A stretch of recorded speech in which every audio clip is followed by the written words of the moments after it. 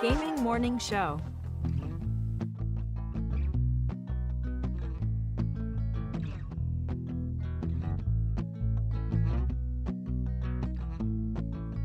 Tell your friends, tell your mom, Gaming Morning Show is on. Wait. Austin, your mom is here?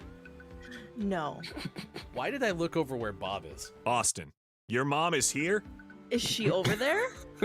I sure hope not. Is she in the box? Whoa. I haven't seen her in like 2 days. Get out of here, Beelin. I just got the new marble tile installed and you'll mess up the grout. Besides, like our friend Oh Guitar Boy said, Sorry, KK. it's time for the clinically acclaimed Gaming Morning Show. Or should I say, award-winning. And we have a clip of the year, friends. It is the Lost City of D live. Glad we won. Woo! Burp, burp, burp. Kiki Low is in search of something. I need a D that works. There's the D. Searching in the universe because the D is currently broken. Gaming Morning Show won clip of the year. Oh my gosh. But don't you dare expect to put that Chris Emmy clip, Emmy Memorial Clip of the Year trophy in this I box. probably should have prepared something more special. I'm getting the walls repainted soon. Now where to put the chandelier or the bearskin rug? Oh, and the piano, can't forget that. Maybe there is somebody in the world that can help her. Maybe somebody who sings a song. 6 to 9 a.m. Pacific. If you wanna get specific, I couldn't imagine any other place to go than to start the day with the Gaming Morning Show.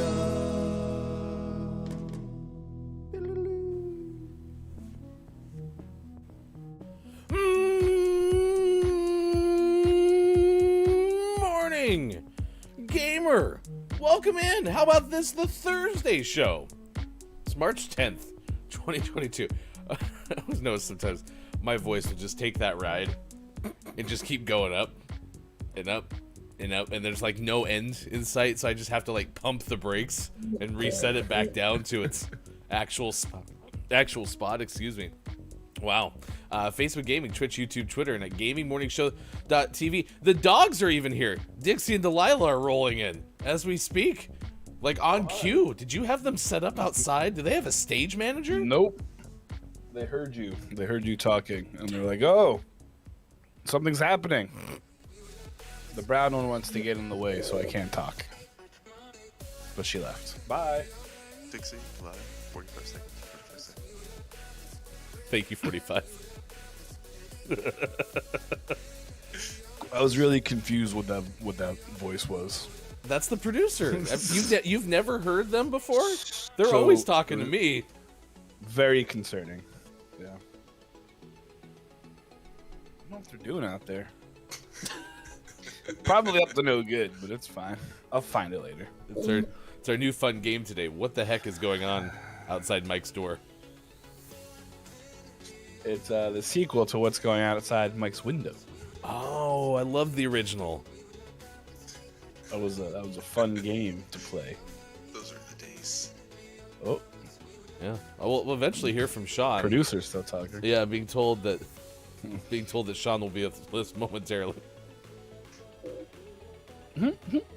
Yeah. This is better. Oh, so much better. That scared the holy crap. Yeah. Everything has been fixed. All is right in the world. Headphones warning? Seriously. Did you have to cycle through to get back? Doesn't everyone have that for this one? You're like the pig in Toy Story where going around the horn and the remote control is like, I've already passed the point. I got to keep going. We will have you send us a little bit more. Scott Chick is here this morning. Drew Mega as well. Kate Zaid. Good morning to you. Kiki Lowe along with us. I am JF Downs. Also, the pre-show started at 33 past 5 o'clock with Kate Zaid. And our topic of the day is going to be a lot of fun today. We'll have that coming up. I want Mike to take an opportunity, though. Yesterday, GMS After Dark with Look It's Mike O was epic? Was it? Was it? I don't know what you're talking about. Was it awesome? Oh, I mean, it's always awesome. Yeah. Dude. Always. If I had my way, GMS After Dark with Look It's Mike O would be every single International Day of Awesomeness day. Yeah, it's kind of a bummer. It didn't land on today, did it? Right? Didn't it? Yeah. It's kind of the definition. It's nonsense. So. Nonsense. No, last night was a lot of fun. Rob Kovacs was on. We talked about Rob's musica, as some call it, and Rob played a little bit of music. I played a little bit of music. It was a blast.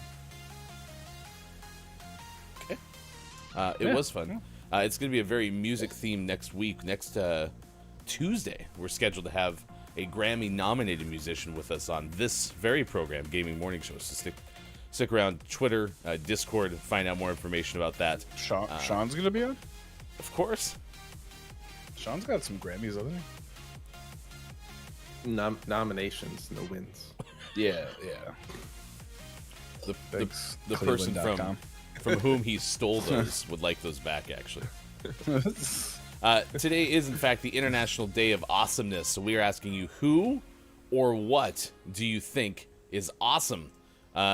Your friend Kyle. Top of the moron! I call him affectionately KAG. Kyle Andrew Goodpasture says, epic as in he didn't mess up. Are you being trolled right now by your friend Kyle Andrew Goodpasture? Probably. He's just cranky because he sucks at law or not a law, so he always takes it out on me. If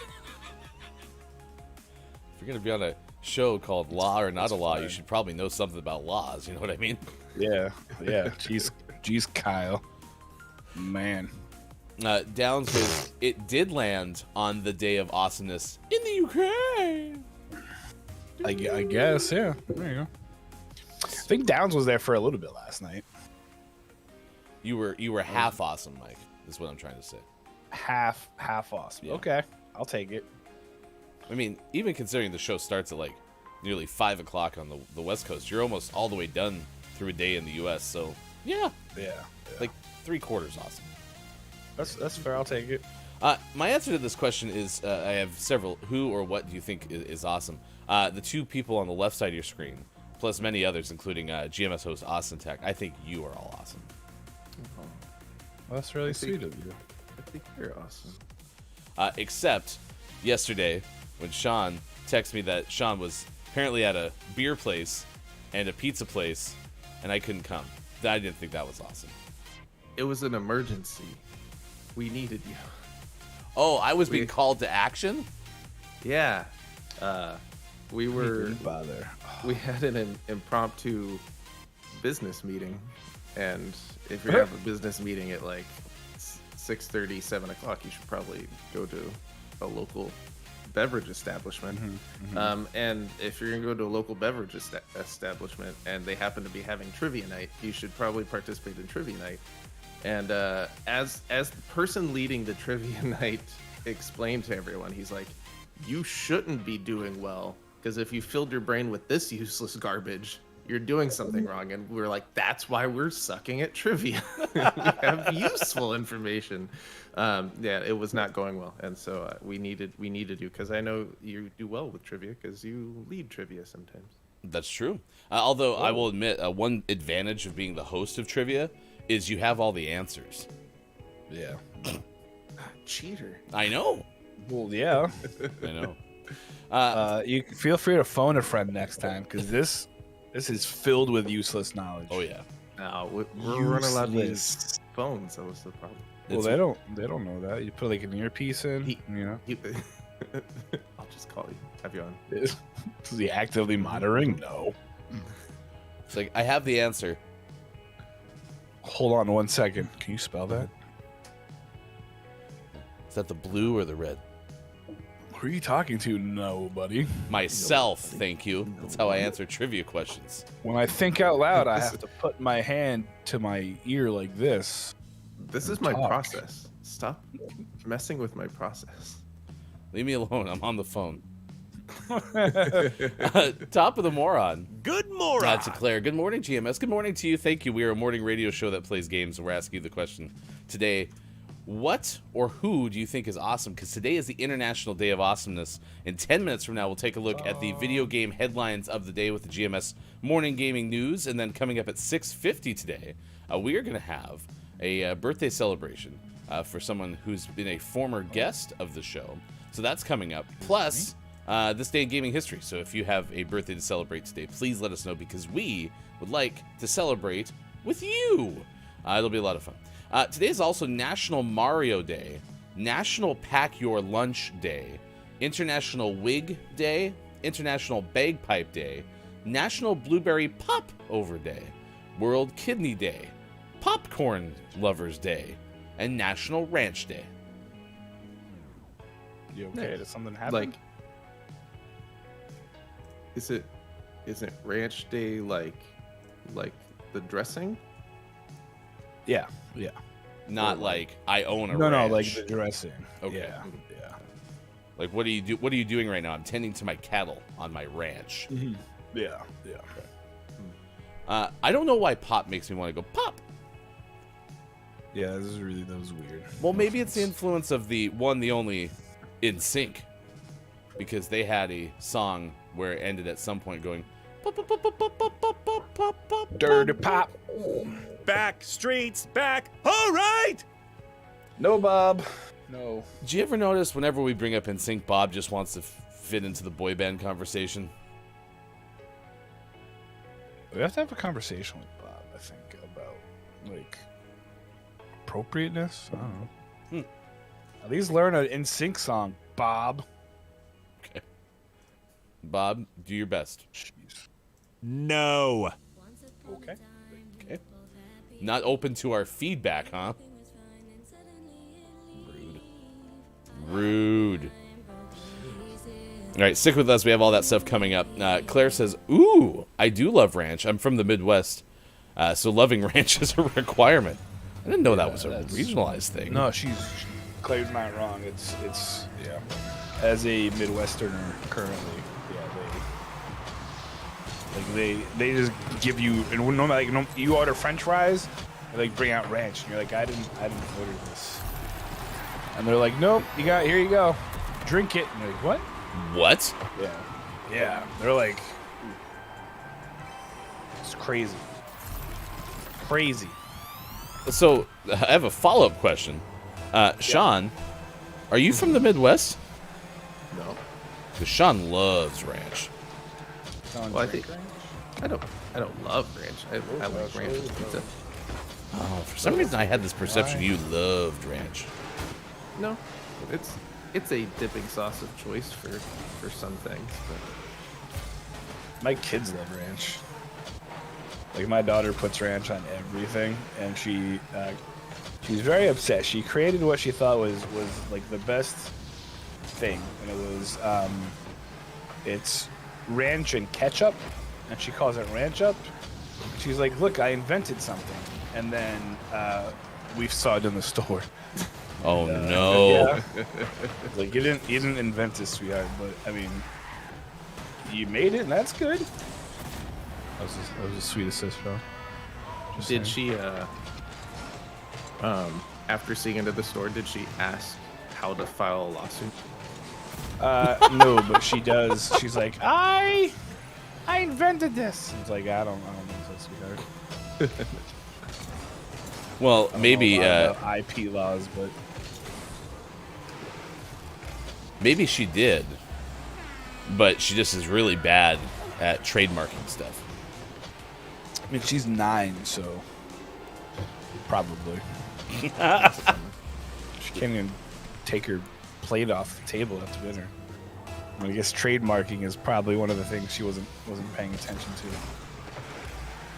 Hey, what the heck, 9-year-old? Don't you know any lawyers? I mean, honestly, of all of our kids, she's probably the most prone to being like super successful lawyer, president girl. But she started off rough with the ranch up. Sorry, kid. Maybe that will against you when you run for president. Maybe that will fuel her ambitions. It's like, I'm not getting ranch upped again. She's gonna become a copyright or a trademark lawyer. Right. Like, wait, what? I will help. Doing this? Well, it stemmed from when I was 9. I invented ranch up, but someone else had trademarked it before me. I want to make sure that never happens to anyone else ever again. It's an ABC sitcom right there. Mm-hmm. Trademark. Tuesdays at 9. Only on Peacock. Coming up after very special, young Sheldon, it's trademark lawyer. 7-year-old. Frustrated. Tries to trademark ketchup and ranch. Called it Ranch Up. 8/7 Central. Scott Chick, the residents are calling. Alas, I must go. Catch y'all next break. And on this day of awesomeness, everyone remember, you are all freaking awesome. To me. Oh. Apparently, Claire resonates with drink it in the Midwest. Yeah. Well, I already learned something. I had the thought that Sean loved it because the other day we ordered pizza from a place, and Sean was like, "Did you get their ranch?" And I was like, there was not an option because we ordered it from like a third-party app because they don't deliver to our area. Yeah. And I was like, "No, there was no option. I'm sorry." I'm like, "But I have ranch at my house if you want me to bring it." And Sean said apparently their ranch is superior ranch. Yeah, their ranch is delicious. Is it like homemade buttermilk ranch? Yeah. Yeah, so it's hard to duplicate that. Is that the stuff that I made once upon a time where it was making ranch with like mayonnaise and something else. Wow. That description, I can't even believe it. I just remember was day I feel one like I was there. of working at this bar, and they're like, "All right, you're gonna go make the ranch," and I'm like, "Oh, all right," and they're like, "Here."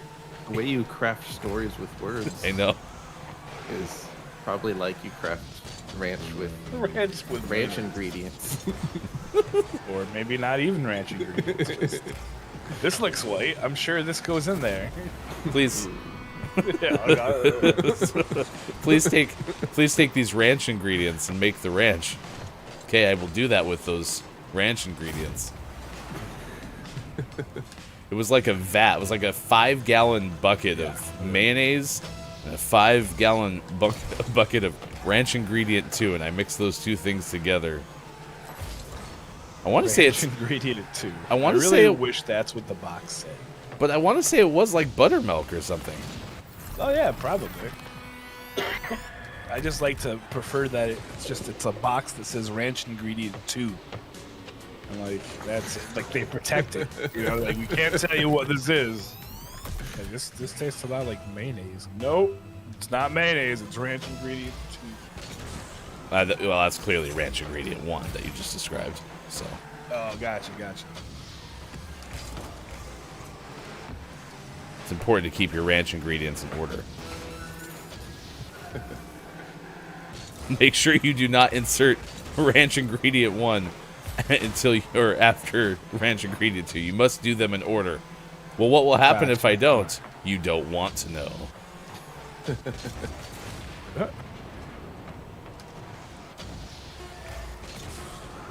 Our friend Kiki Lowe is lurking whilst in meetings this morning. Thanks for being here. Well, it sounds like we've established that ranch is awesome, so we have that going for us, which is nice. Drew Mega's here. Good morning to you, Drew Mega. The Doogie Howser of Law. This summer, ABC presents the Doogie Howser of Law. We still have a chance. Well, you all remember that's how Doogie Howser got started, right? Was playing Rocket League? No, Doogie Howser was at the hospital and no one could help because there was a person that was having an ailment because of the catch up, whatever you said, the ranch up correct issue, and they couldn't find the antidote to the ranch up poisoning. I don't remember that part, but I mean, I guess it's been a while. So well, I was gonna say it's been a while since I've seen Doogie Howser, so it's been a while. Maybe I've seen. Maybe it's how the new on one. TV. Maybe it's how the new one goes. The new Doogie Howser. Yeah, they made a new Doogie Howser, didn't they? When Chris comes up, the mayor of the internet, he's watched those. We can ask him. Okay. Yeah. I won't remember at that point, but it's fine. We're off to a pretty good start. 6:25 West Coast, 9:25 out East, 2:25 for those watching GMS in the UK. We've learned that Midwest living requires loving ranch. We've learned that Look It's Maiko's kiddo was robbed of a trademark. So we've done pretty okay so far. Pretty happy with it. Top of the moron. Good moron, says Earthling Gaming. Any mayo-based sauce is awesome. Yeah, I would agree with that. Yeah, me too. Yeah. Huh. A good previously slathering. described Taco Bell sauce is mayo based. Huh. Yeah. What's in this Taco Bell sauce? You've talked about it a few times, and I've never. It's mayonnaise. The original recipe calls for like canned jalapenos, like diced jalapenos. With juice. If you want to mild it up a little bit, you can go half jalapenos, half green peppers, and then it's just a bunch of spices: cumin, paprika, cayenne pepper, garlic, salt, some sugar. Huh. Pretty good. Yeah. Tasty. Do they bottle jalapeno juice? There's some in the canned jalapenos. Yeah. I'm sure you can find it in one of the like a bodega or jalapeno store. A jalapeno store. Yeah. Going to the Love the jalapeno jalapeno store. store. Anyone need anything? Yeah, I'll take a couple Cokes, please. Okay. I'll see if I can find them. Sorry, they don't have those. I'll have you send us a little bit more audio still. Let's go ahead and do the news. It is time to get informed. The video game headlines of the day. What is the haps video game wise? And for that, here's hashtag video game expert Sean. Good morning. It is Thursday, March 10th, 2022, and this is your gaming morning show, Morning Gaming News. Yesterday, we had a PlayStation State of Play, and it was a PlayStation State of Play. It was fine. It wasn't. I think these State of Plays are often underwhelming. I think they're more of just another style of commercial for upcoming games rather than like a big oh my goodness, we were all so blown away by all the announcements. And it was definitely right along that line here. So there were some new games revealed, and there were some things highlighted that I found interesting. So we're going to focus on those. Go to the link if you want all of the trailers that were unveiled. There were quite a few games in here that I didn't, not my style of game, that's for sure.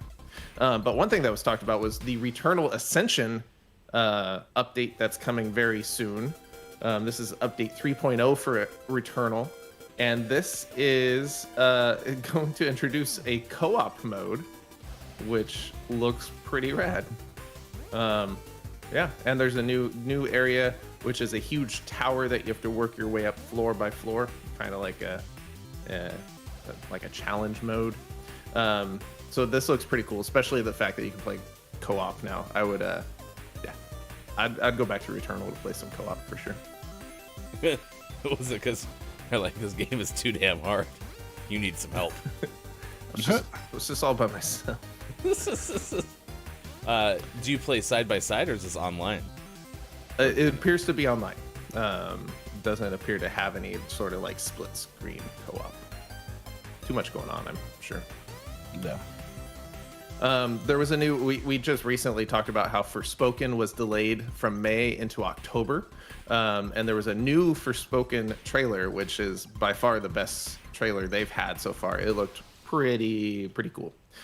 So I would check that out for sure if you have any interest in that. Although you have some time now because we have to wait till October.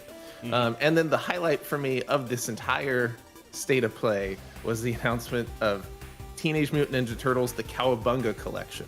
This includes 13 8-bit and 16-bit TMNT games, including the original Ninja Turtles game for the NES, the really hard one that most people hate, and the arcade ports for the Nintendo consoles, and then some of the Ninja Turtle Tournament Fighter games from the NES and the SNES.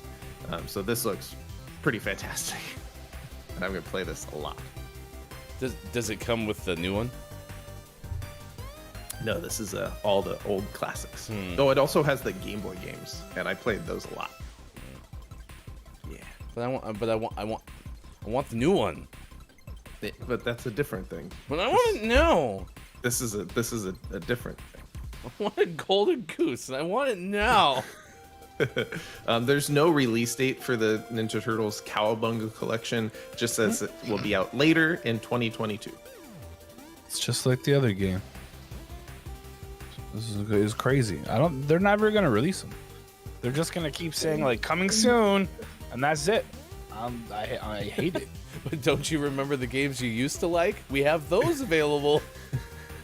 Eventually, maybe, probably not. Suckers. But this is the state of the industry. Is you're either going to get general release dates, or you're going to get it's going to be out in June, followed by it's delayed until August, followed by it's delayed until late October. So it'll be out when it's done. Name one time this week that's happened. That we've forespoken about it. Sorry. In our second news story of the day, that was like 90% of the news that happened yesterday. But I found some other things. The Elden Ring game many people have talked about, some people have played, has been beaten by a speedrunner in under 3 hours without dying. What? This is from Jason Guisau of Game Informer. Yeah, it turns out Elden Ring not that hard. Pretty easy. We raided into Red Rum Gaming yesterday and was playing Elden Ring, and someone expressed, "Wow, you've only died 27 times. That's pretty good." And I was like, okay, I believe that. Like, I have no frame of reference, right? By the time I got done watching Red Rum playing that game, he had died 45 times, but he had died about 15 to the same thing. Yep.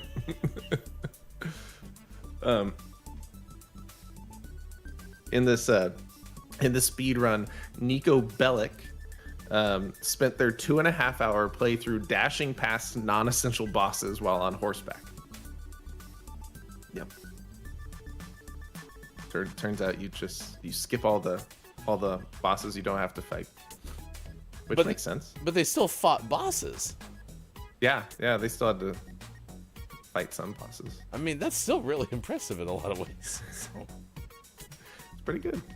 So turns out, Elden Ring, they make it sound so hard, but you can just beat it in under 3 hours. No biggie. Like an easy platformer. It's like a Mario game. In our last news story of the day, a game I'm excited about finally got a release date, and that is Gotham Knights, coming out October 25th, 2022. This is a co-op DC Heroes game which features Batgirl, Robin, Nightwing, and Red Hood. Will be coming out this October, right after Forspoken. And then delayed till February. And then delayed until October of 2023. I don't know if you know this, but this is just kind of the state of the industry right now. It's basically... Gotham Knights looks like a lot of fun for sure. That game is on my radar. And it being co-op, I'll be looking for someone to play it with. Those Gotham Knights.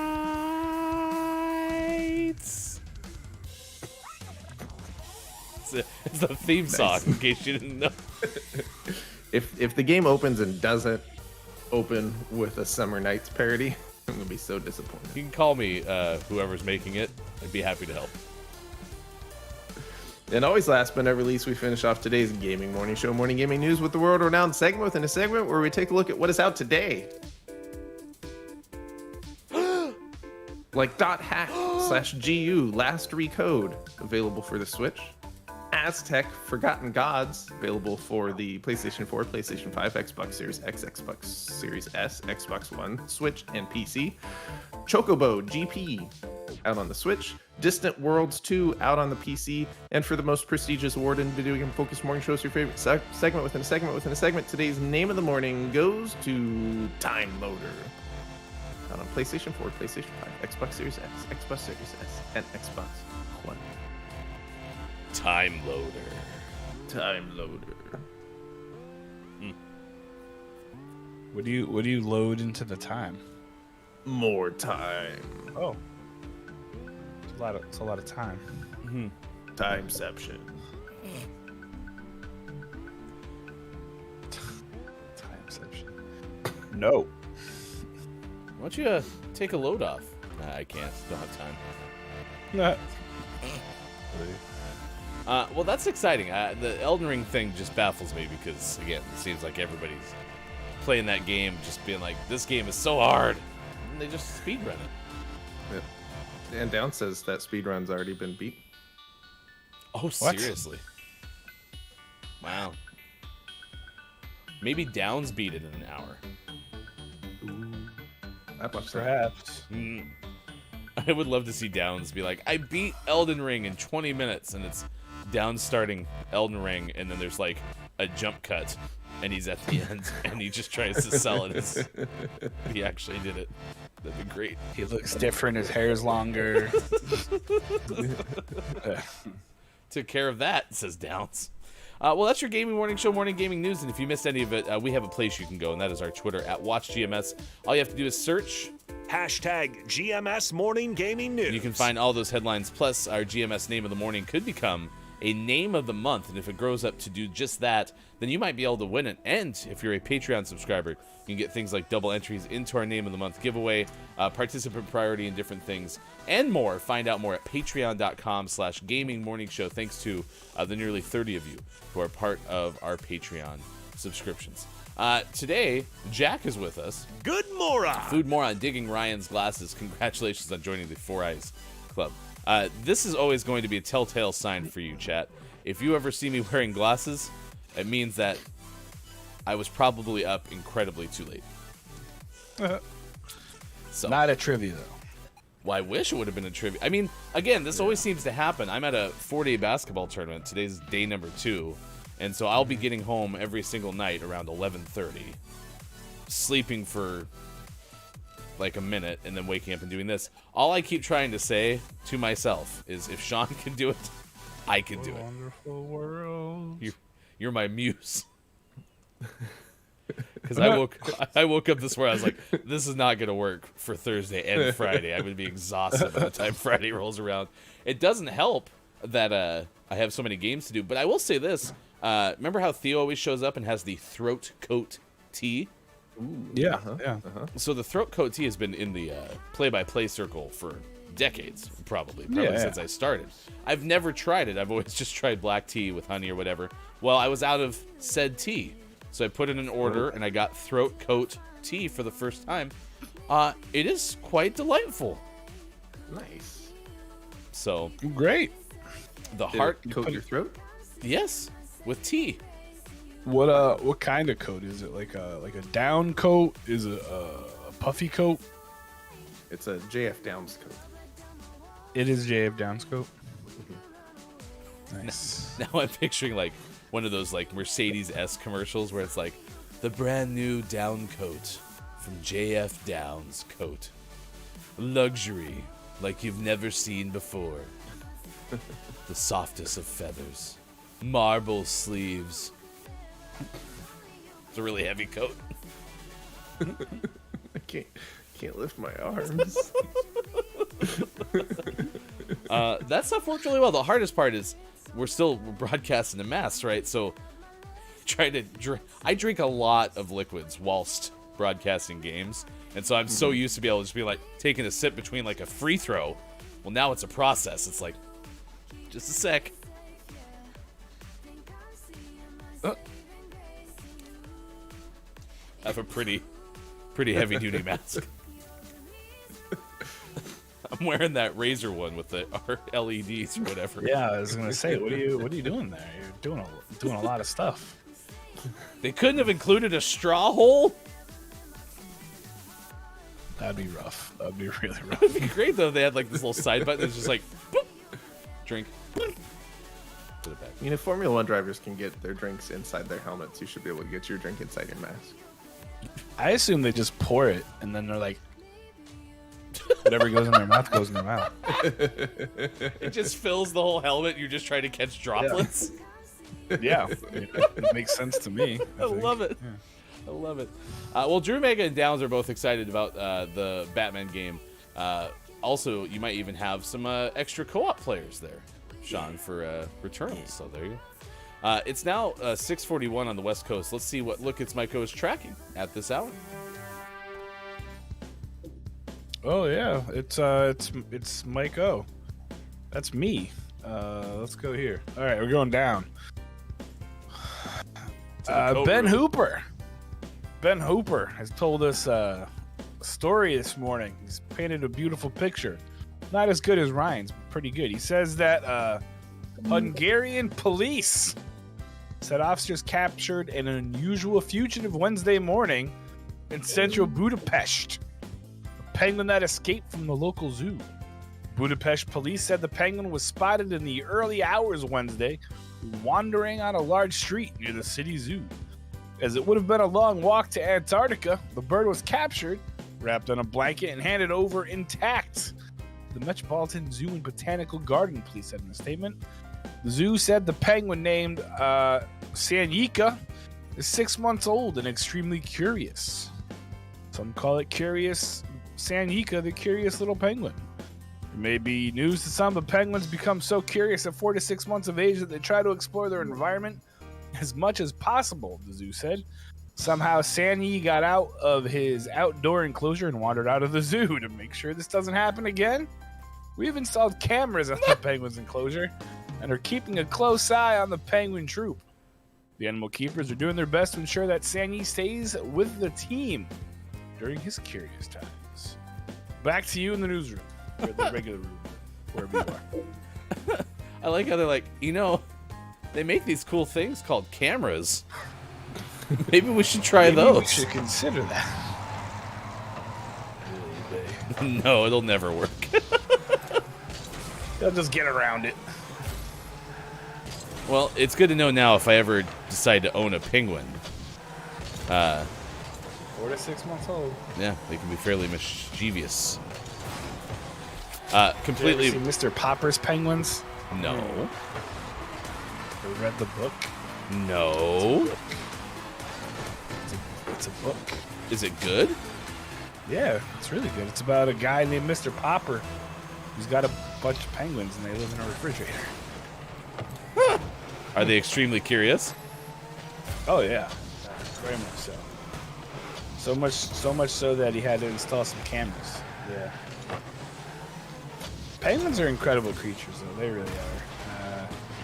When I taught at outdoor school, we would talk about like animal instincts, and there was a story I always like to share about penguins that lived, I believe it was the San Francisco Zoo, and they one day in the spring, I think it was the spring, maybe late winter, they there was an island in the center of this thing, and it was surrounded by water, so they could swim. And one day, all of the penguins got in the water and started swimming. And this went on for like 80 days or 60 days, I don't know, a lot of days. And no one could figure out what happened. And eventually the penguins would just like stopped and they all stood around like normal again. And they were like, what the heck's going on? And they deduced that these penguins were migrating. And something like internally told them to migrate. So they're like, oh, look, water. So we'll get in the water and then just go until we find our new home. And that's what they did. And you're like, what? But all of the penguins were born in captivity. So like none of them had done this before. But whenever I think of penguins, I always think of that story and just how interesting it is. Yeah. Where was this at? So I think San Francisco. I love it. That's a great story. Yeah, it was crazy. And the kids were always like, you're lying. No. If I'm gonna come up with a penguin story, it's gonna be about penguins like stealing like gold for the Declaration of Independence. It's not gonna be about them swimming for 40 days or My job number, you know what? I lost count. Oh, I missed. What? That job wasn't in conjunction with another job. That was just a standalone job that you had. That was when I taught outdoor education. Wow. So you can. That's one of the camp jobs. Oh, that was a bummer. It's all right. I started this game thinking we were going toward the blue goal, so it's fine. Don't worry about it. Top of the moron to Popover, who's here. Top of the moron. First time I am actually watching the stream instead of just listening and love the Ukrainian flag. Well, Popover, I'm actually very excited to know that you're usually just a listener of the show because we want the show to be very enjoyable audio only. So thanks for telling us that. But yes, I usually have a blue flag on this clearly blue car setup of mine. And it totally works. Ryan never goes towards the wrong goal. He's on the blue. I'm gonna have like Sean build me a tutorial of what Sean does the first thing that he gets into the game, because I don't ever look at what my car looks like. Well, you can also look at the top. I know, but I was busy reading the chat. I have other things I was doing. In fact, or if it makes you look straight ahead, the other color is not you. If it makes you feel any better, At the moment that I actually kind of centered the ball very, very nicely for the blue team, I noticed that we were the blue team. So I couldn't take it back at that point, but I recognized I had made a mistake. If it makes you happy, It can't be that I'll bad. shoot at the right goal. Okay. Analist Morissette. Papa Pause, you're welcome. I usually listen most mornings instead of watching, just easier as I work things. That's great. Thanks for listening. Jacko's Lewis died today in a freak drowning accident during the race. He was drinking. This goes back to Mike bringing up His drinking couldn't water. get the Gatorade down fast enough. It was terrible.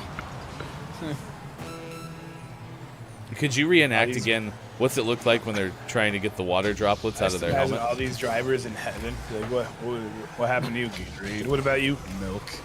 Wait, you won? Yeah. I got confused. You drink milk they're while like- driving?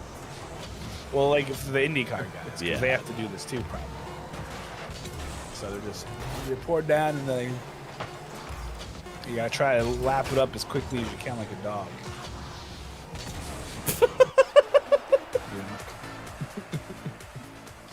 Do they cry? The doves or the drivers? Well, because it's spilled milk. I mean, it's not really spilled if you're drinking it. True. Good point. Right. All right. Coming up next hour, I will try to begin a game of Rocket League with not sending the ball the wrong direction. It happens far too often. That is my goal. Do you think I can achieve my goal? No. Find out next hour. Later on in the show, there should be quorum for GMS Puppet Pals. Except there won't be. So never mind. Wave that off. Unless we do it in the second hour. I'm so used to you being here. Hey, remember that time I said there should be quorum for GMS Puppet Pals? I lied to you. Do you at least have yours nearby? I know where it is. Okay. Next hour, we'll let the puppets just get some video time because they've been not used for so long, and they're getting a little antsy. So, in fact, I don't know if Mike knows where his is. Okay. I mean, I know it's in this room. Just hold up Diego. Trying to get him out would be a pain in the ass, but If Diego gets loose, like, are you like? Is it really hard to find Diego? well, I mean, in this wreck, yeah. But in general, I mean, he's staring at me, so now he has ideas. No. I wouldn't imagine so. I mean, he's gonna run to try to get under something. And the one good thing about this train wreck of a room is there's not a whole lot of under things you can get into. Everything's pretty flush to the floor. So yeah, he was just running around until he found a crevasse to get into. It's Diego, the gaming morning lizard. Ba-dum-bum. Well, if we're only gonna get Bear for an hour more, then let's say hi. Bear, we wish you were here. Bear, please come near. Open those blinds and let us touch your furry fur. All too much.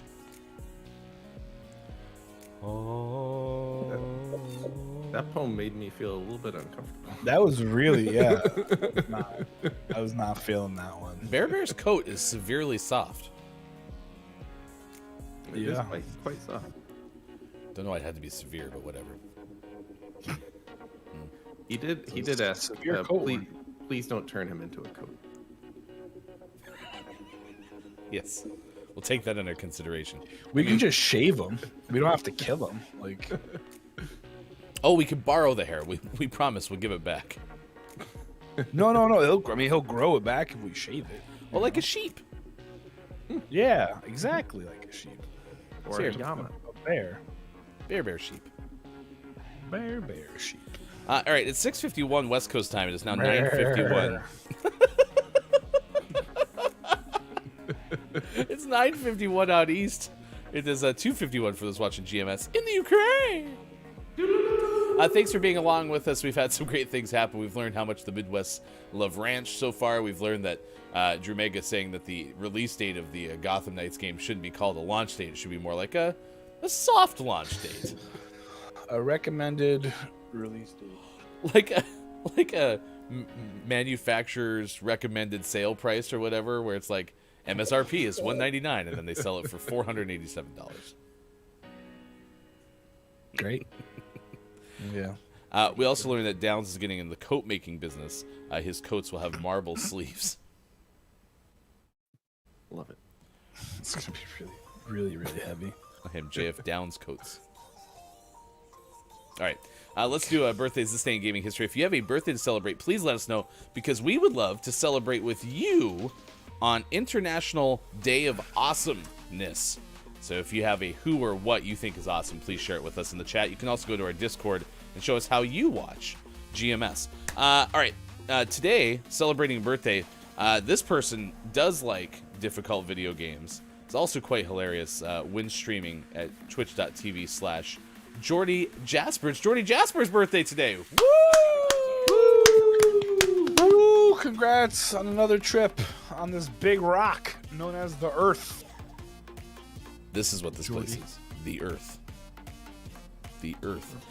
From twitter.com/JordiJasper_. Tonight, 3:10 at 7 p.m. Eastern, join me as I celebrate my birthday with y'all. We are playing Mario Kart 8.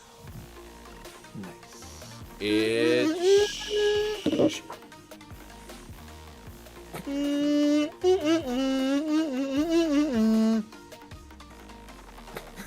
I thought he was playing taps at first. It's like, that's probably not the right song. Sorry, Jordy.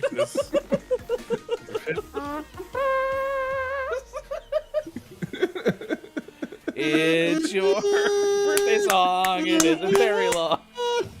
Toot toot. Is that the Imperial March now? We need to have. We should have celebratory songs, not sad or villain songs.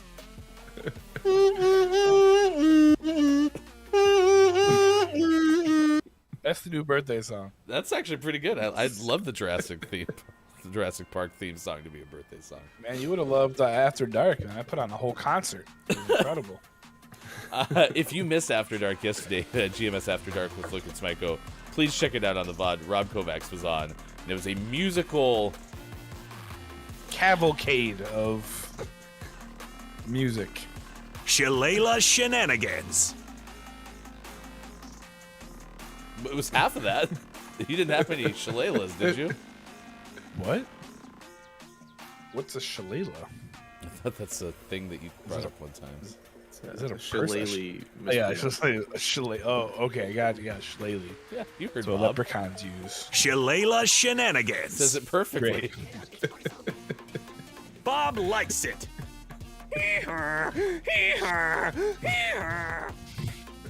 God. He's turned into a mule.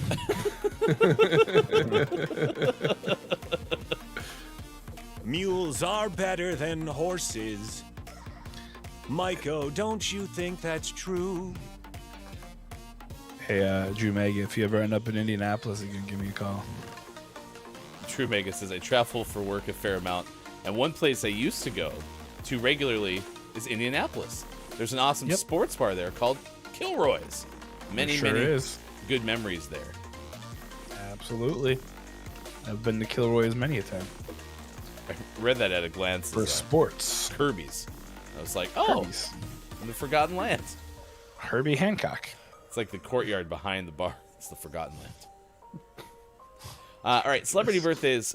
Today, rumor has it that this person once roundhouse kicked his mom to the face and turned 82. It's Chuck Norris's birthday today. Man. Chuck Norris was one of those people who were cooler before he went on Fox News and started spouting off things about the Holocaust. So that probably checks out.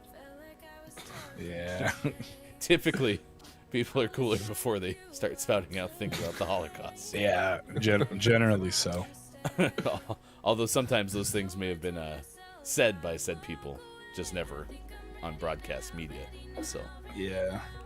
It's Sharon, weird the things people say when a camera turns on. well, how many times have you seen it? And it'll probably happen to us, to be honest. Microphone's still on, so try to be your authentic self. Actress Sharon Stone turns 64. She's 64. Wow. She went to she graduated from Edinburgh State University in Pennsylvania. That's actually a really fun fact because I know Edinburgh State University and I never would have guessed Sharon Stone went there. I actually feel like figure. Cleveland.com gave Maiko a genuine takeaway that was pretty okay. Great, One in great a row. job. Cleveland.com. One in a row. I just read this. It's literally in front of me, but I read Lance Burton turned 62. Okay, just follow me here. And I go, isn't Lance Burton a magician?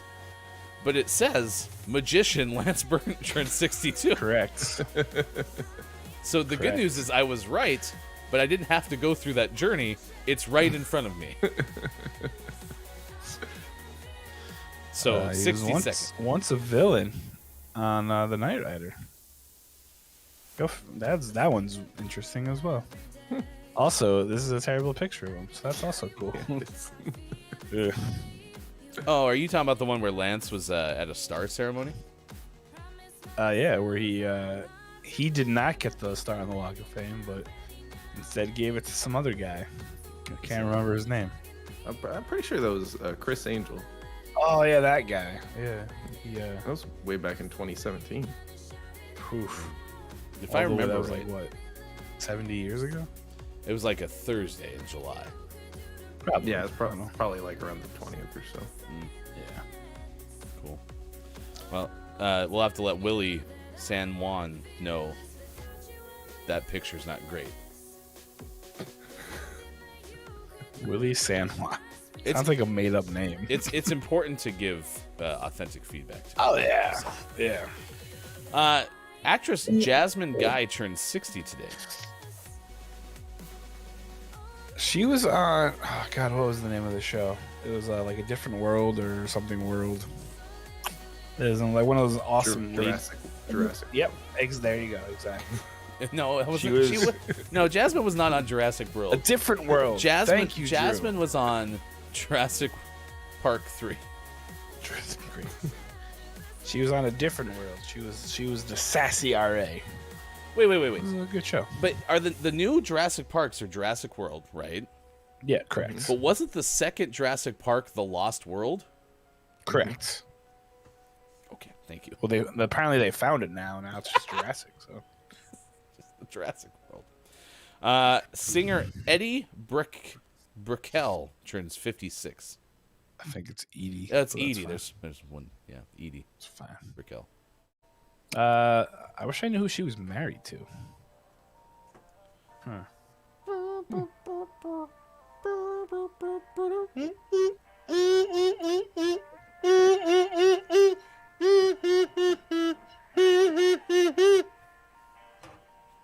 I guess we'll never know. Actor Jon Hamm turns 51 today. I remember last year when he had a birthday too. That was cool. I'm just happy he's finally getting a call from Apple to play fake baseball. To fill that spot that they have reserved for Major League Baseball. You had to bring that up. That's right. If it didn't happen now, Mike, it's happening in about 50 minutes from now. So He taught high school drama. Ellie Kemper was one of his students. It's pretty impressive. Singer Robin Thicke is 45. Is he? That's weird. Why did I say that with like a question mark inflection? Yeah, I don't know. It's so strange. If only we had access to that information. Yeah. Apparently that does no good today, Lance Burton. No. Sorry, Lance. We've been waiting all year for this particular show. It's singer Carrie Underwood's 39th birthday. Have we? We've been waiting all day for Sunday night. Yeah. Football theme song. That's not true. No one has ever waited all day for a Sunday night because then you have to go to work the next day and that sucks. I can tell you firsthand, there are at least one of us who waits often all day for Sunday night. I wait all day for Sunday at 1 p.m. Only thing that's worse than having to wait till Sunday night is having to wait till Monday night for your team to play. Or maybe Tuesday night sometimes. Actress Olivia. Wait, Carrie Underwood's fun fact is she has won 7 Grammy Awards. All right, so we have to play this game in reverse. Okay, it's time for Not Hardy or Hardy. Hardy or not hardy? This is Grammy Awards edition. We know Carrie Underwood has won 7 Grammy Awards. That's from Cleveland.com. But what we don't know is how many times Carrie Underwood has been nominated. So we'll start with Sean this time because I think Mike O got to go first last time. Sean, how many Grammy nominations for Carrie Underwood? I'm going to double it to 14. When Bob plays the didgeridoo, answer is locked in. 14 is the answer from Sean. Look, it's Mike O. Higher, lower? I'm gonna go 13. Okay, so if it's 13 or less, look, it's Mike O wins. All right, that answer's locked in as well. What is the answer? Sports.gaming. Was it good? I was supposed to Google it. So including 2022, she has 16 nominations. How What many? about not including 2022? It's 14. Oh, so either way. Yes. Yeah, you would have Sean either would way. win. All right. Olivia Wilde turns 38 today. Cool. Emily Osment turns 30 today. Great. Way to go. Any drummer birthdays today? Looking. No. Any other birthdays? It's Timbaland. Timbaland's 50. Timbaland made a whole bunch of people famous. He did. Like a lot of people. And it's also Prince Edward, Earl of Wessex's 57th birthday. I don't know who that is, but it's also Jimmy V's heavenly birthday. There's an actor on here, Catherine Houghton, for Guess Who's Coming to Dinner, turning 80. I don't know anything about that show, nor Catherine, but I read that as Guess Who's Coming to Dinner, whose line is it anyway? It's really bizarre. All right, we're very late, so this day in gaming history, a couple from before 1995, lightning round. One is from No lawsuits. Not a single lawsuit. 3DO in 1994 announced that Gold Star and Samsung Electronics have been licensed to manufacture 3DO interactive multiplayer video game series. Yes. You were correct. 1994, Sega releases Mega Jet video game system in Japan. The 16-bit system includes 4 titles, can accept plug-in cartridges, must hook to TV, use a 6-button controller. Anyone ever heard of the Mega Jet video game system? Correct. Nope. In the year 2000, Year 2000. at the Game Developers Conference in San Jose, California, Bill Gates announces plans for Microsoft's Xbox video game console. The system will feature a 600-plus megahertz custom Intel Pentium 3 processor, 8GB hard drive, 64MB RAM, DVD movie playback, special NVIDIA graphics processor, 64-channel 3D audio, and high-speed internet connectivity. In 2003, THQ releases Red Faction 2 for the GameCube. It was $50. The Game Developers Conference in 2005, Nintendo president shows footage of a new Legend of Zelda video game for the GameCube and gives some details of Nintendo's next-generation console, codename Revolution. The system will use free wireless play, touchscreen controllers, and play GameCube games. The system will include a DVD player and a virtual console to play all prior Nintendo console games. The core processor is supplied by IBM, codename Broadway. The graphics chipset is supplied by ATI, codename Hollywood. Iwata also demonstrates Nintendogs and Electroplankton for the Nintendo DS. 2008, Microsoft reduced the price of the Xbox in Europe by €80. In 2008, Square Enix releases Final Fantasy Crystal Chronicles Ring of Fates. 2009, Sega releases Mad World video game for the Nintendo Wii. And that next year, Sony puts out Move, motion-controlled video game controller for the PlayStation 3. The system is used with the iGaming webcam. Whew. Nice work. That's how we do it. How much RAM did that one have? Coming up next hour, we'll have a list of the day, and that list of the day is great on International Day of Awesomeness. It is probably going to be awesome, I would imagine. We'll tell you about that next hour.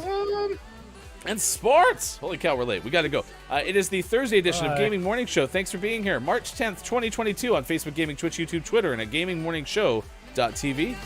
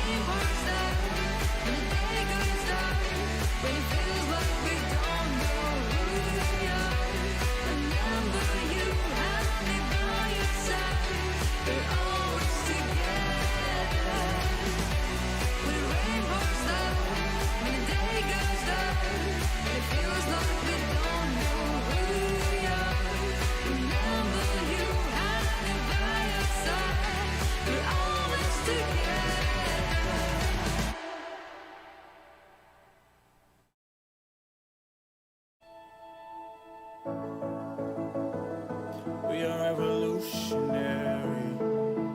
Yeah. You can't stop us now.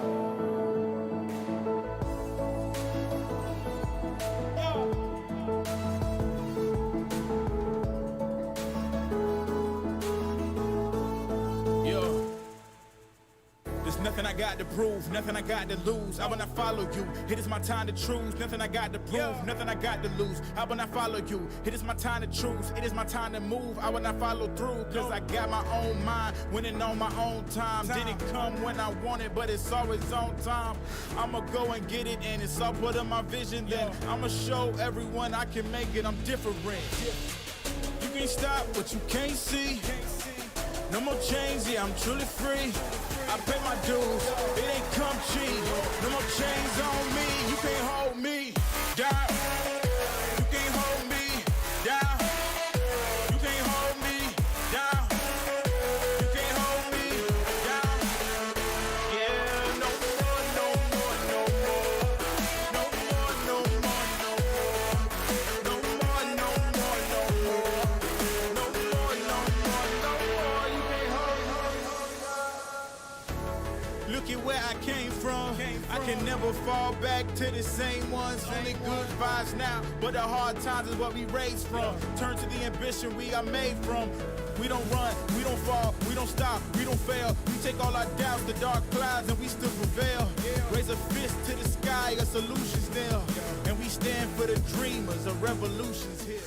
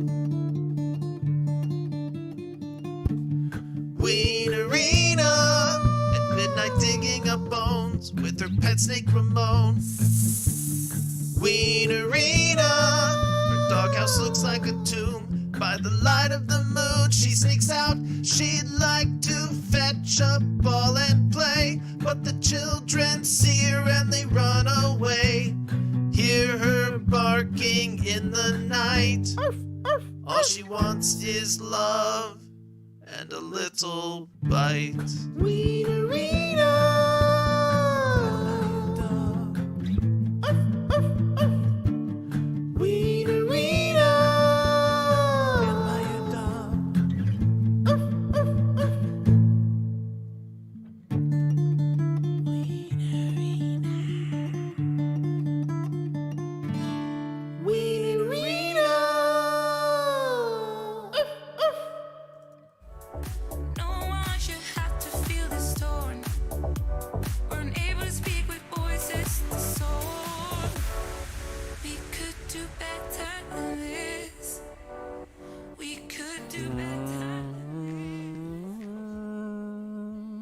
In a world where things are broken, Kiki Lo is in search of something.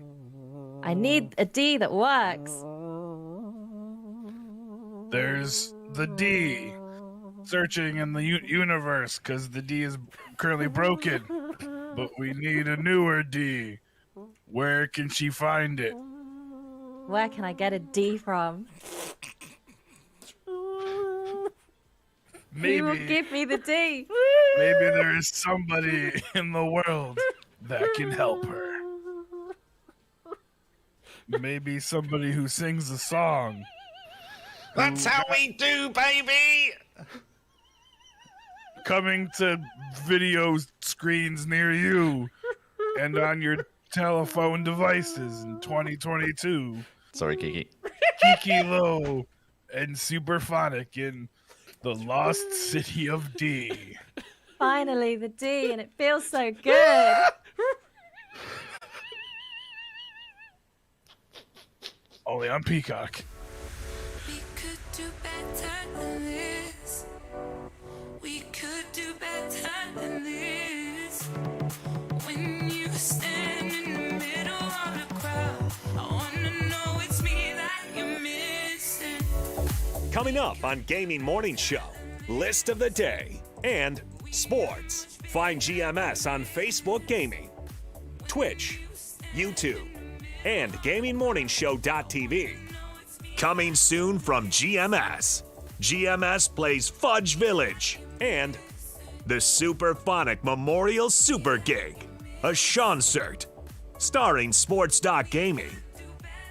Follow GMS on Twitter and Discord for more details. Time for hour number 2, right now. Morning, gamer. Welcome back, Gaming Morning Show, hour number 2 on Thursday, March 10th, 2022. We are so glad that you are along with us on this days of days, and my eyeball just fell out. Okay. That's what it looks like when your lens comes out of your glasses. Oh no. Oh, there. Hi there. Oh, like legitimately. Wow. Okay. Yeah, that's cool. Everything's fine. Don't look at me. Uh-oh. That's just kind of dangling. Whoa. Well, chat says it's too bad that your eyeball fell out, Hefty. I bet you can't see anything. I know that last comment's Drew Mega, because I think Drew Mega is the only one wearing blue today. I hope. Maybe? Quick, everyone change to blue. Oh, no, don't do that to me. Did I mention I'm nearsighted? Near what? He's nearly sighted. All right, let's see. With my elite craftsmanship, I think I fixed it.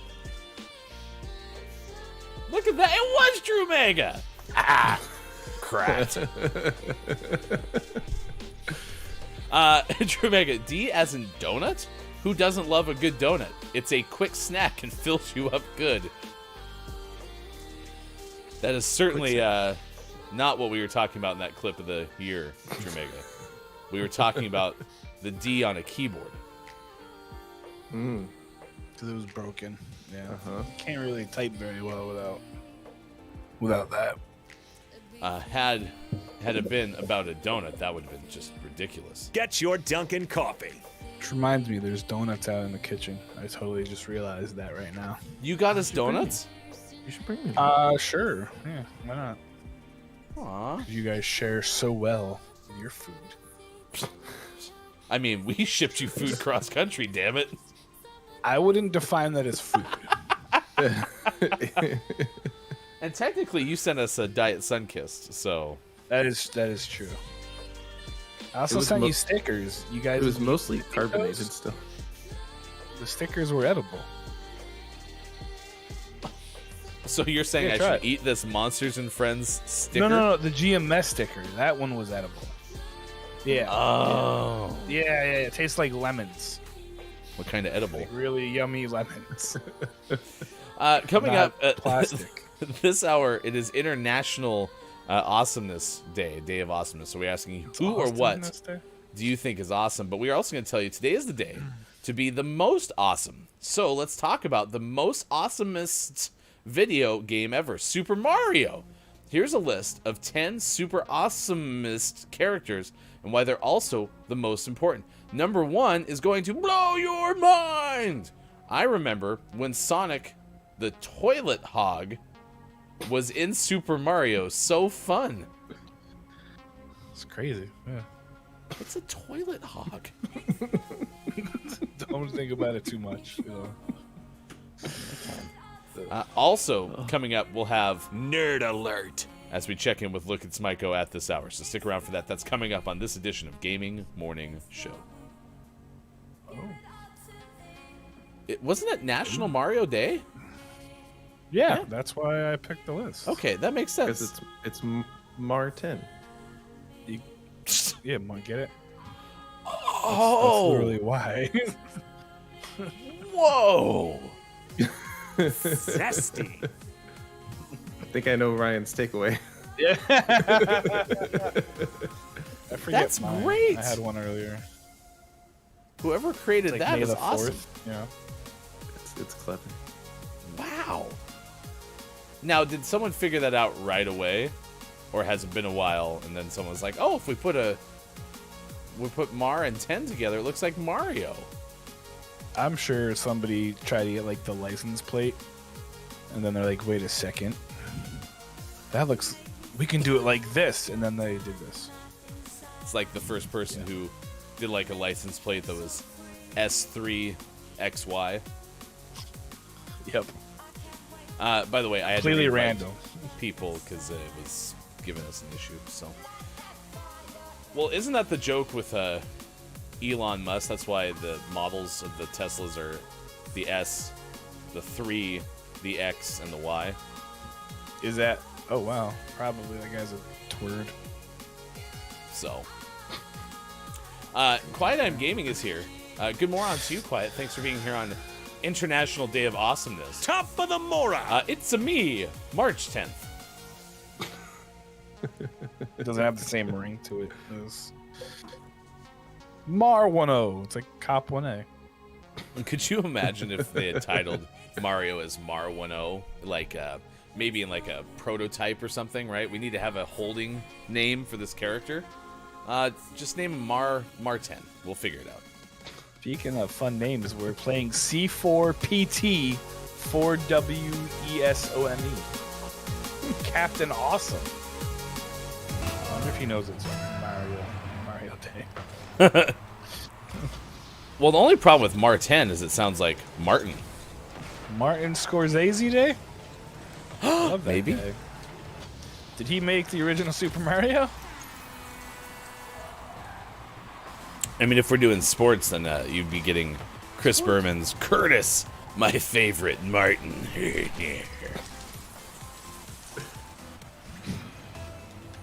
I always felt like he was like was having a stroke as he was talking. He'd be like, "Yeah, yeah." You're like, whoa! Did he just turn off? I'll just try to do that with the next This Day in Gaming History. Try to be more Berman-like. Even the last hour wasn't too far off.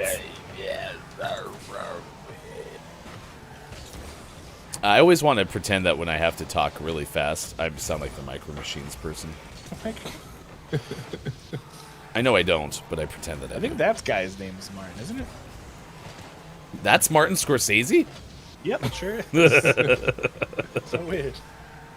You don't remember him narrating Godfather in that tone? Wait, was Martin Scorsese the narrator for Godfather? No. Okay. Never mind. Okay. So if you have to explain stuff, I'm not as funny. Top of the Mora. Good Mora. So, Can I get a rewind? Nintendo knows, Brandon. Didn't even go that far. Can I get a rewind, please? That'd be appreciated. Good moron to hey, it's Brendan _TTV. Nice. How far back did I just go? I rebooted to like fall, March. probably. Dang it! 2012. I just started to roll forward and they booted it over my head. So we're being told by Quiet I'm Gaming, Micro Machines guy is John Moshita Jr. You have no proof of that. Otherwise known as Martin. That's what when he was in school they called him Martin because he talks so fast. Remember when we had a 1-0 lead in this game? This game used to be fun. No. What happened? They scored goals. Maybe what it is we've had the club established now for like a full season, so maybe we ranked so high. Or maybe Captain is in fact that awesome.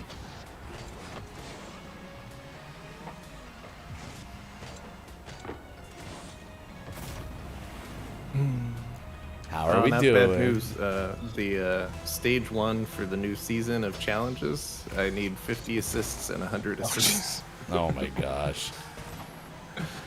I think this game is trying to punish us now that I think about it. Elden Ring? More like Rocket League Ring. Oh gosh, that was rude. I mean, we did learn this morning that Elden Ring is actually a fairly easy game, so. Matt's cookies.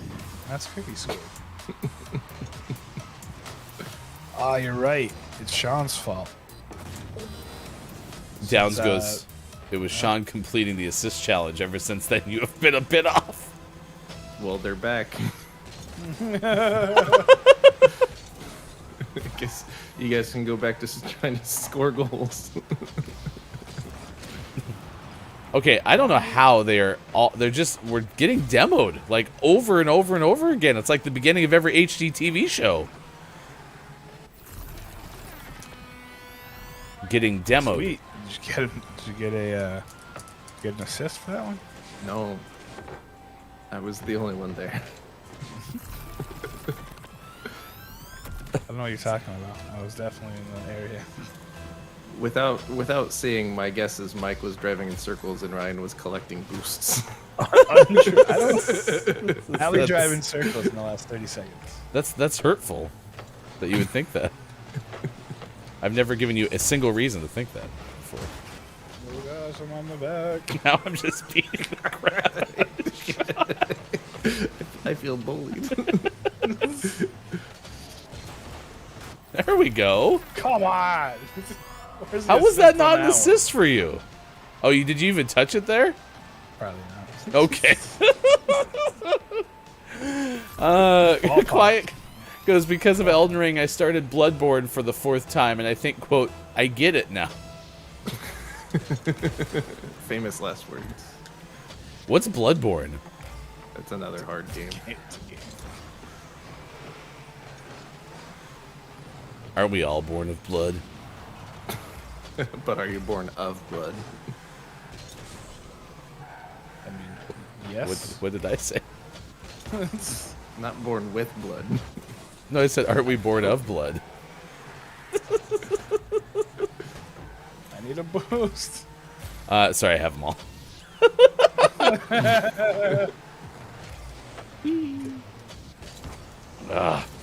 The goal was over there on the sideline.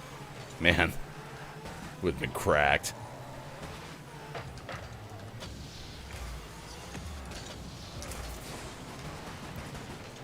That would have been pretty sick. Brendan goes, it's Victorian steampunk Dark Souls, I'm being told. Bloodborne.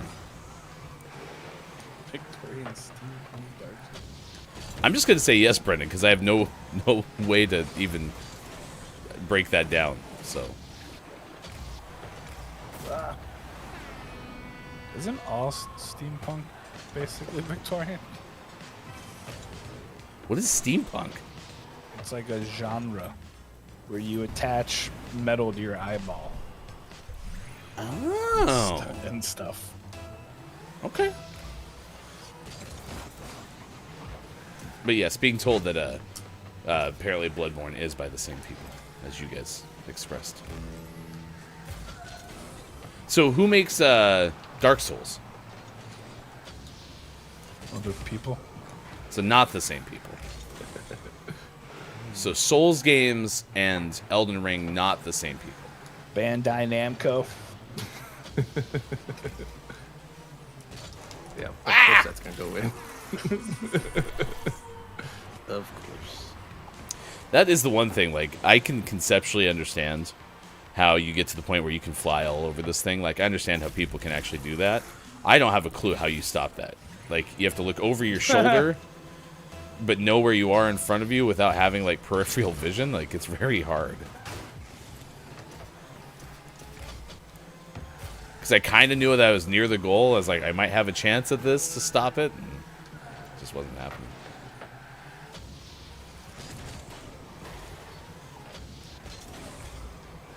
I think my frame rate is buggy or something. That's why we're having issues. I need to change my field of view. Also, the same people, Quiet says. It's from software. What? Bloodborne. It's of software. It's not from software. It is software. Jeez, get it right. It's from software developers. Totally different. Look at that goal. Quiet. Who's on first? From Software is the name of the company. I know, but who's on first? What's the guy's name?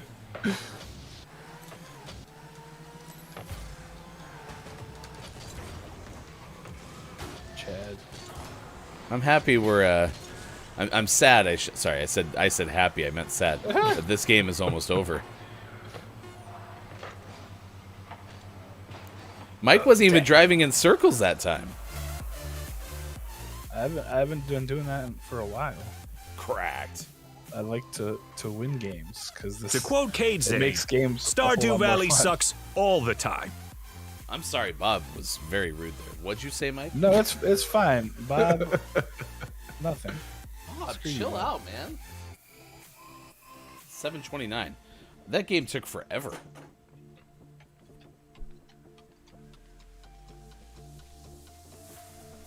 I mean, that game took forever. It's halfway past the 7 o'clock hour. We were also way behind on the clock. Well, yeah, we did get disconnected on the party. That's true. 10:29 West Coast, East Coast rather. 3:29 for those watching GMS in the afternoon. All right, well, then we have to do the Express Lane edition of List of the Day. It'll sound a little bit slower than what we had for Gaming Morning Show this day in gaming history. But we're going to take you on a whirlwind tour from top10s.net. With a Z. Hey, Mike. Huh. Who Yeah. gave you a kazoo? Me. I got one. I stole Maybe it from my fun kid. times. It's mine now. Fun times. All right, top 10 most important Mario characters.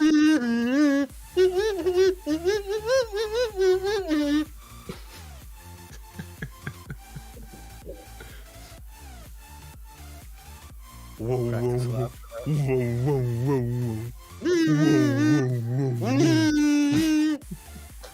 Do that too, Bob. I love how you do when you didgeridoo, Maiko.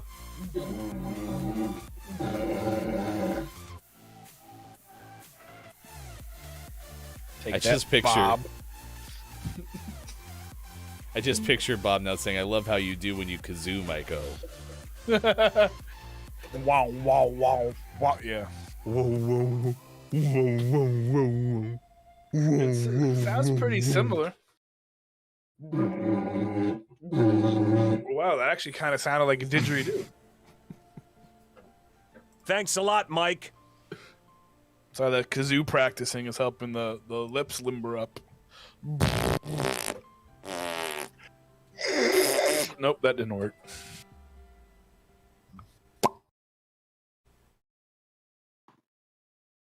It's kind of a train wreck show. It is Thursday. Number 10 on this list from top10s.net. 1-0. No author. No, Stephen Laxon wrote this in May of 2013. Lakitu? He updated it in March of 2019. Oh, fair. Is it Lakitu? Sure, yeah. That's what those things are called? Cool, yeah. Oh, okay. Don't let the person floating from the cloud drop a shell on your face. It's the person who tells you to start going in Mario Kart. Has there He been... also throws things at you in the regular game, too. Well, I was going to say, has there been a bigger evil to kind turnaround than Lakitu in video game history? I don't think so. Used to throw his children down from the sky to try to murder you, and then now starts every single race? Oh my gosh. Yeah. That's terrible. Quiet Am Gaming says also was the camera in Mario 60. Maybe he was just trying to audition for camera person. But then that would be bad, because then you'd be flying through the air and be like, oops, I dropped my camera! Well, we got it together, so that's okay. 9. Number 9 is Luigi. Kind of low on this list. I especially like the picture Luigi nsmbw.png. That's not loading for me. Bummer. But yeah, Mario's little brother Luigi, who wears green. Used to be the exact same, and now he's different. This is the top 10 most important Mario characters. They put Luigi as number 9. He explains it. He says, in the lines of video game logic, Mario really didn't need a brother. Creators just thought it would be nicer for Mario to have someone to take on his adventures with. So, I mean, he's not that important. I mean, that sounds pretty important. In terms of the Without game. him, he would have no one to take adventures with. As the younger sibling, Luigi was incredibly important to me. 8. Number 8 is Goomba. He's the first little baddie featured in any Mario game. I honestly have no idea what to compare him to. The writer says, I guess he'd be some kind of two-legged mushroom with upside-down fangs. Correct, yeah. He's but yeah, he's like the first baddie that you run into in the Super Mario game. 7. The Koopalings? I thought they were like the Koopa Kids. I didn't know they were the Koopalings. I like that one. I actually was a big fan. This was Super Mario Brothers 3, where the Koopalings showed up. I thought that was a good innovation. So every stage had an end boss, and some were fine. The one that had the little magic wand was tough. So, wait, no, didn't they all have wands? Yeah. That's what you were collecting. Then they would like drop them, bing, bing, bing. Yeah. So the Koopalings, number 7 on this list. 6. Number 6 is Toad. Yeah, this little mushroom kid is one of many who live their life as servants for Princess Peach. Oof. Huh. Then he's just that little guy that tells you Peach isn't there when you get to the end of Bowser's Castle and then flips you off. Apparently, that's what this person thinks. I don't think that's what actually happens. It does now in my brain. 5. Number 5 is Princess Toadstool, or Peach. She's the ruler of the Mushroom Kingdom. She's an evil dictator. She's been in every single Mario game. Occasionally she gets kidnapped, so she might want to invest in some cameras, perhaps. But why she's so important? The answer is simple. That Peach is who Mario has to save, so that's why she's one of the most important people. If without Peach, 4. who do we save? And without a villain, who do you save Peach from? That's why number 4 on this list is Bowser. Main villain? Reason to why he is so important is also clear, as the look on somebody's face when they got an 18% out of 100% on a kindergarten spelling test. Where this simile came from, I have no idea, writes the author.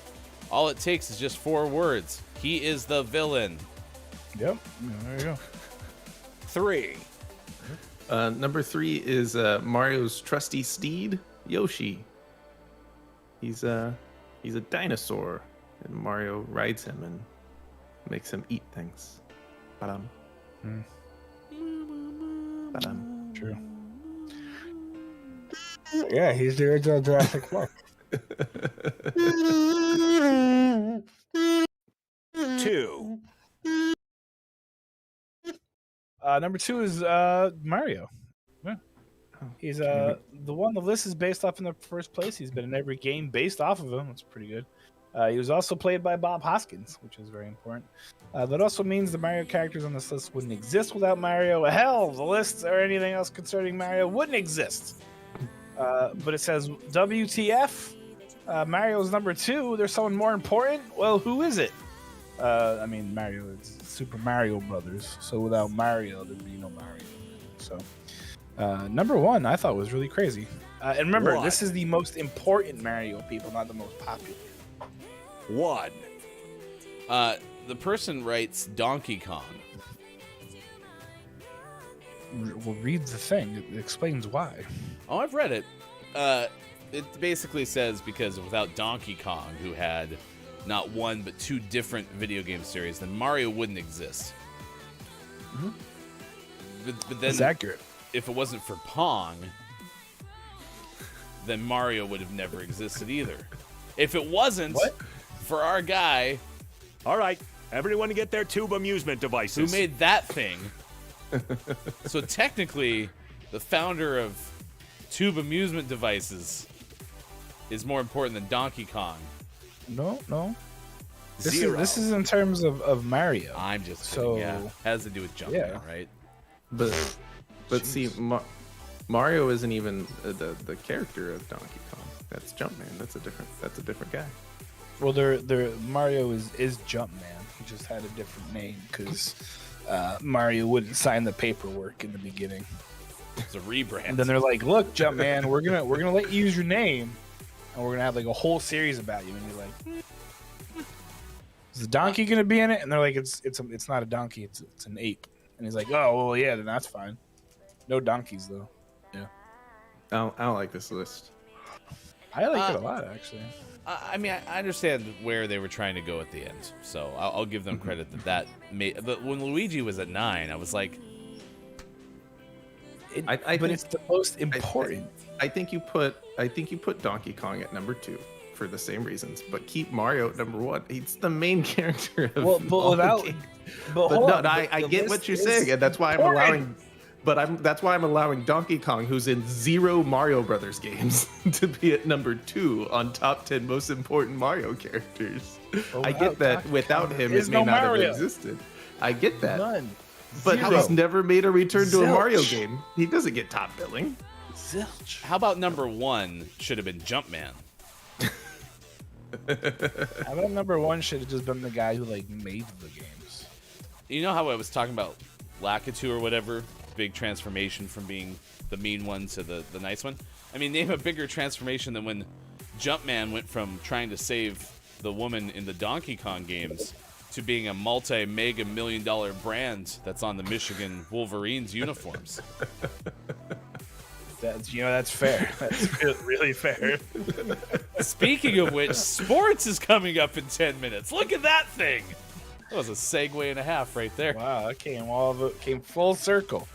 Quite a really Gaming, large circle. Is Mario vs. Donkey Kong not a Mario game? Not a canon Mario game. Downs goes, what about Donkey Kong Jr.? This is the worst list, almost as bad as the one about actors and franchises. All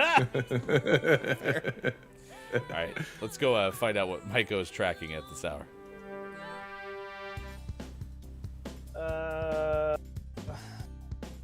We'll go to... Nope, I don't want that one.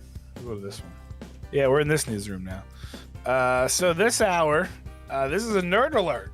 Nerd alert! This is one of my favorite stories that I've had the opportunity to report on here on the Grammy Morning Show. This comes from Laurel Wamsley from NPR. She tells us an expedition that set out in search of the lost ship of polar explorer Ernest Shackleton has found it. 106 years after the vessel sank off Antarctica, the wooden ship Endurance has been located, and it's remarkably intact about 10,000 feet underwater in the Weddell Sea. The find is a milestone in polar history, said Menson Bound, a maritime archaeologist and the director of exploration on the expedition, called Endurance 22. This is by far the finest wooden shipwreck I have ever seen. It's upright, well proud of the seabed, intact, and in a brilliant state of preservation. You can even see Endurance arced across the stern, Bound said. As World War II was beginning in 1914, the explorer Shackleton set out to traverse Antarctica. The plan was for Shackleton to take 27 men on 2 ships, the Endurance and the Aurora, that would arrive at different locations on the continent to explore 2 routes by which to sledge across the ice. But in January of 1915, the Endurance became trapped in ice off the coast of Antarctica. The expedition used sonar to find the sunken ship, and it was located about 4 miles south of where Captain Frank Worsley had noted the ship's location back in 1915. Wow. Then the team used an autonomous underwater vehicle, or a UAV, with a camera on it to swim over the hull and the deck and confirm that the team had found. It can only be 1 ship, Shear said, in this area. Few ships have ever been here. Excuse me. We're only, I think, the 4th ship to ever get into this place in the Wendell Sea. It's Endurance. It can be nothing else. Shears was stunned by the good condition of the vessel. There's hardly anything living on it, and even some of the original paint is intact. You can see the hatchways, the stairs. You can see the ropes and the rigging. It's as if it only sank yesterday. It is really, really cool. If you look at the pictures, like you can see like everything. It's crazy. You can see Endurance written on the back of it. Honestly, as if it took off yesterday. So, was it preserved more because of the ice? The cold. You think? Yeah. Wow. Because normally, like the Titanic, for example, is it's falling apart because it's in warmer water. So there's a lot of bacteria that lives on it. But because this is in such a cold area, the bacteria doesn't have a chance to live on it, and the cold water just preserves the wood. So it gives it an opportunity to be in the preserved state that it is. But it's so cool. And looking at the pictures are incredible. Like you can see like there's still rope in the rigging. Like I said, you can see it's saying Endurance. All of the ropes that are attached to the captain's wheel are still intact. It's crazy. Wow. Well, I think that's awesome. Nerd alert. On the International Day of Awesomeness. I also like the fact that the person who noted where it went down was pretty much spot on. Yeah. In 1915. Yeah, without modern tracking equipment. Yeah. It was by ice. To the left. There's some ice. There's some penguins over there. Huh. Yeah. I put a note on it. Yeah. The captain wrote BRB. BRB TTYL. What do these letters mean? Sports Talk Gaming. I want to change my name to Ernest Shackleton. That's a good name. Pretty awesome, man. But yeah, so the 2 ships got trapped in the ice, and they literally had to walk from Antarctica to somewhere to get found. And I don't even fully remember the story. There's a really good documentary about the Endurance. I want to say it's on Netflix. But it's just, it's a story of survival. You're talking these dudes literally survived against all odds.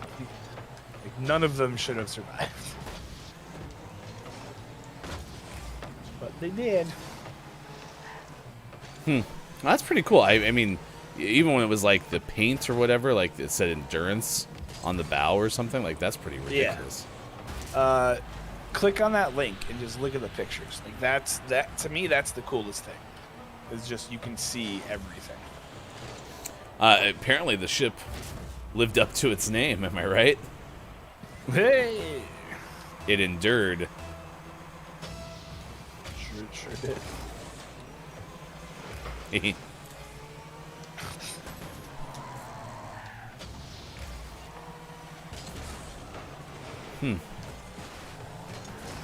This is the one that's going to be our game, y'all. Just you wait. Is it? I mean, it did start out very similarly to many of our other games, with me driving backwards and them scoring a goal.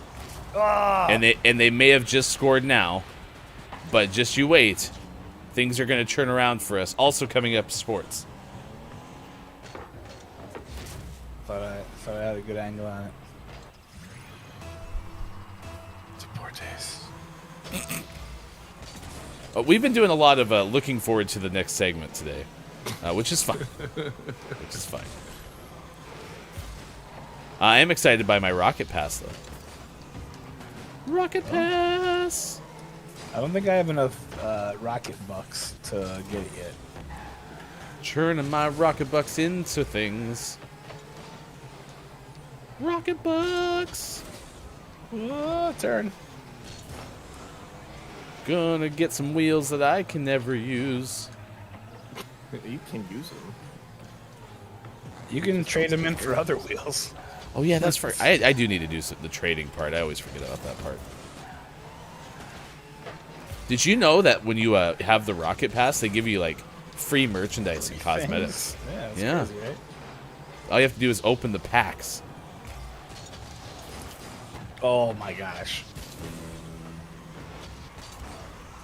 Hermagirsh.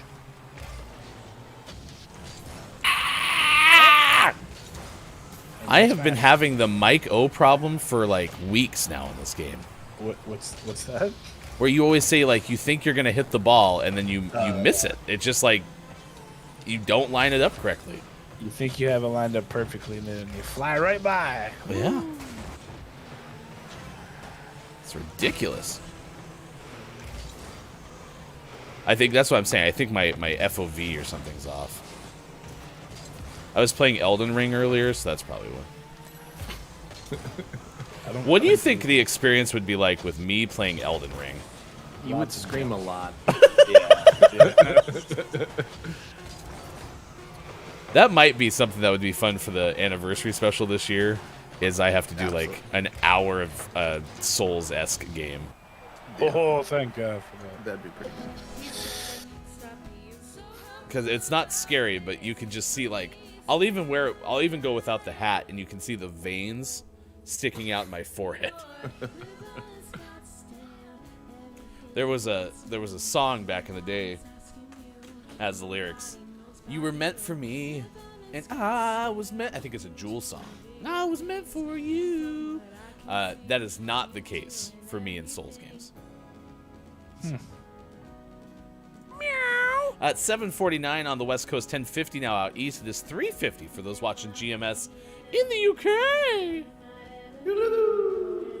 What would that sound like, but with a cat meow? Meow. Meow, meow, meow. I also think you're looking a little bit tired. You should get a beverage. Oh, it's already open? Yeah, it wasn't one of the carbonated ones. You know what I need to do? I need to find that VOD. I guess any of us could do that. And we can capture that sound, and I can put it in the soundboard. On a pancake? And then take it, put it on a I don't know if you want to put that on a pancake. Just get kind of soggy. Yeah. Wouldn't be super great. Put it on a pancake. All right, it is now time for sports. On the International Day of Awesomeness, who or what do you think is awesome? I bet I know what Look It's Mike O thinks is awesome, and that's the sport of baseball. I mean, Mike does think it's awesome. Now he doesn't. When it's played. Those were the days. They're about to miss Jackie Robinson Day. Well, the earliest the season can start is April 14th. Jackie Robinson Day is April 15th, and it's the 75th anniversary. And the owners are coming out here trying to say, well, the players are the ones being greedy, when the players just want to make sure the young guys don't get screwed over with their MLB service time and with the amount of money that they make for the younger guys who aren't Max Scherzer or Mike Trout, who don't get $40 bazillion a year.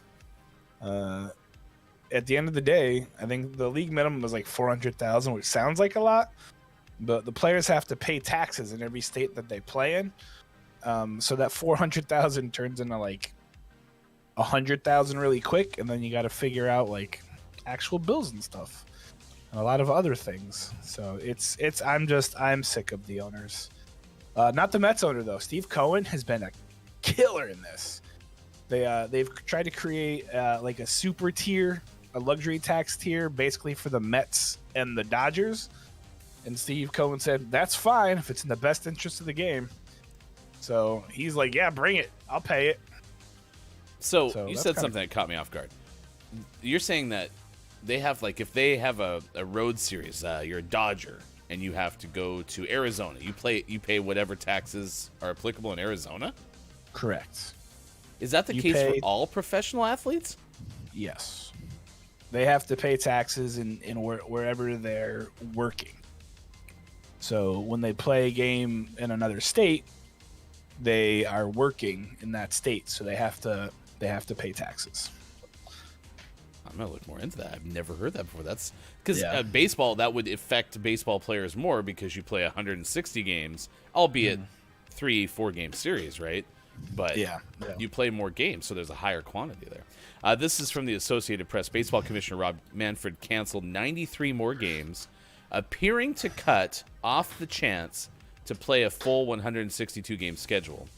It looks like right now, 2 additional series had been canceled through April 13th, which is kind of what you were alluding to, and that raised the total to 184 games wiped out.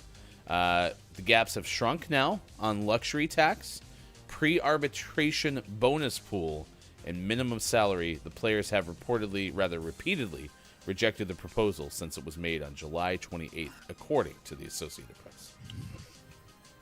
Yeah, the owners get a really, really big piece of the pie, and the players just want to make sure. The big thing that the players are having issues with, I believe, is the league minimum, and then also so MLB service time. So when you're drafted, your team controls you for 4 years, and then you have 4 years of arbitration, I believe.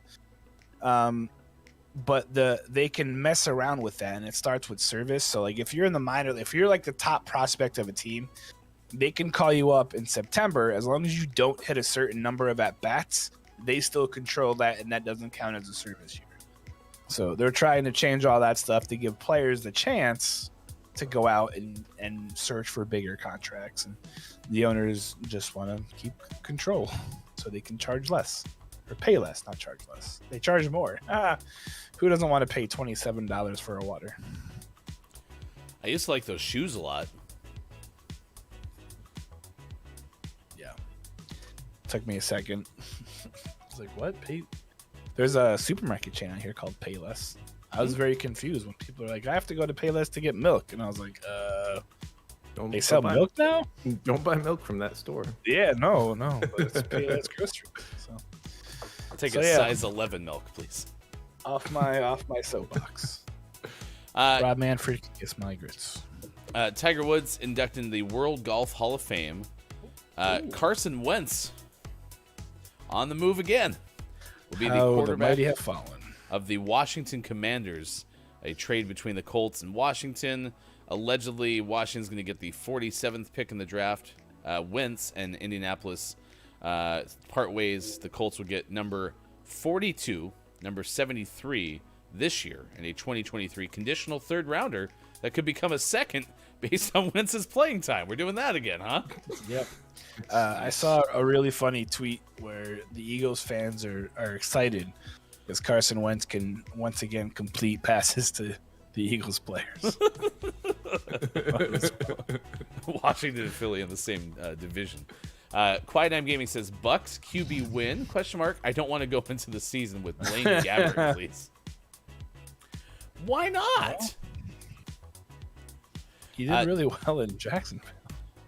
Downs goes, do you pay tax on what you earned that year or the money you earned playing in that state? The money you earn playing in that state. And it varies state by state. State tax laws are vastly different from state. I think some states have loosened that up a lot, but it was called the jock tax, and a lot of states used to have it, and I think a couple of them have loosened up on it.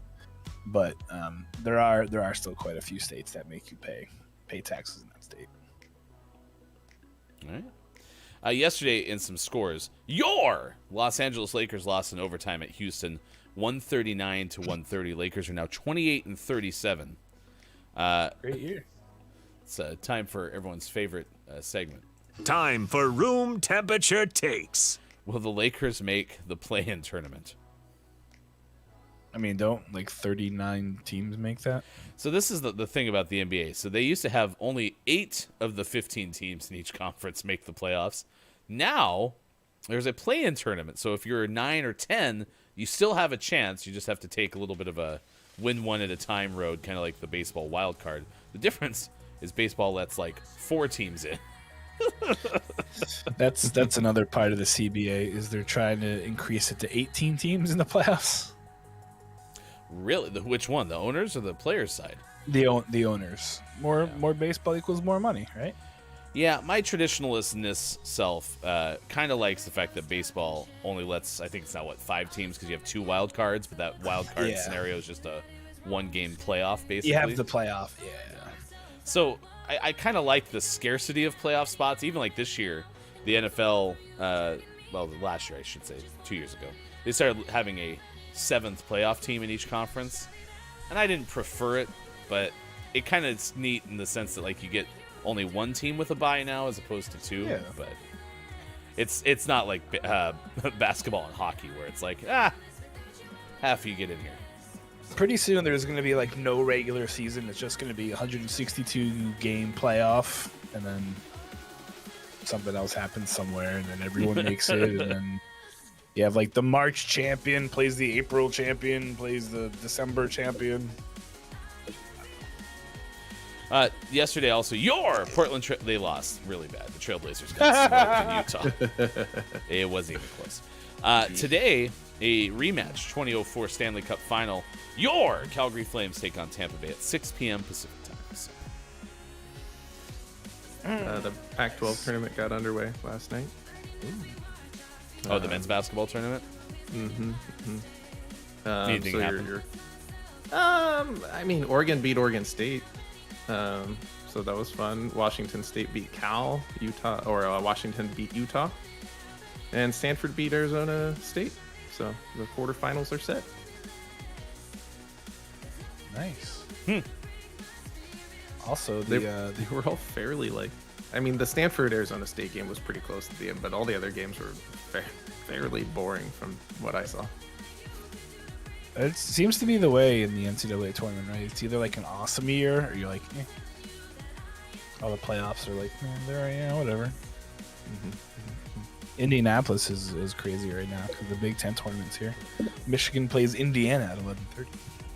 Your Michigan Wolverines, which are very rarely seen at Yellowstone Park. The Michigan Wolverines. Also, in sad F1 news, the F1 community is mourning Lewis Hamilton after a drinking accident during practice.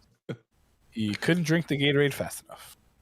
Oh, in actual Formula One news, preseason testing is underway today. Are they testing the new drinking system? Live looking at what it looked like trying to drink all the droplets in the helmet. Less head movement than I expected, but I guess you're in the helmet, so your ears. You got the thing, right? Yeah. And maybe they'll like toss a straw in there. There's a GIF opportunity for y'all. All right, Quiet End Gaming. UCF women's basketball plays in the championship game tonight against our rivals, your USF Bulls. So, not ours. Wait, are they ours? Because they're yours, not ours. Ours is the UCF Knights. Yours are the Bulls. Oh, gotcha. Michael. Next hour, we'll play community games. We will also have takeaways that were pretty okay, clip of the day, and send you somewhere if you're watching on Twitch. You can also go to our Discord. Discord's a cool place to go, and there is a How You Watch GMS channel. So if you would like to be part of our in-break slideshow, you can add your photo. You can even update your photo. You can watch every day, and then you can share pictures every day, too. So it's up to you. You can contribute if you would like. All right. We'll come back. Everyone say goodbye to Sean and Bear Bear. They have to go. I think Bear Bear's doing doctor stuff today. I don't know what Sean's doing, so.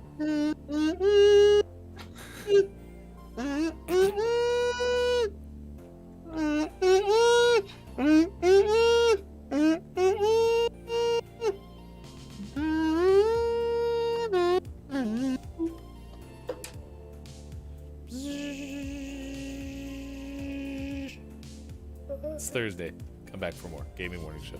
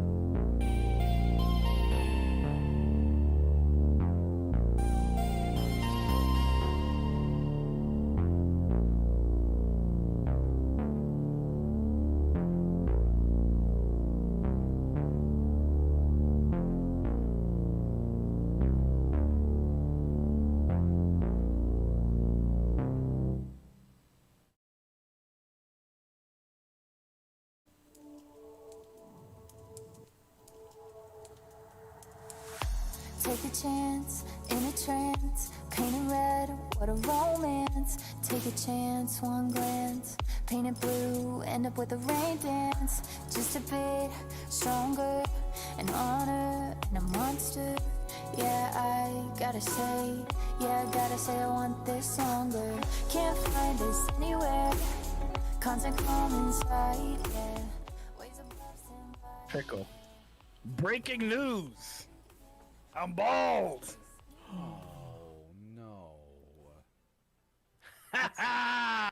It's all gone. It's gone.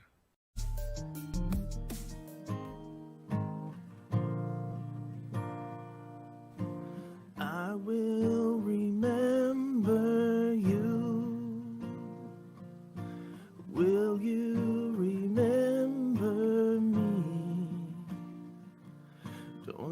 let your life pass you by. Weep not for the memory. Don't let your life pass you by. Weep not for.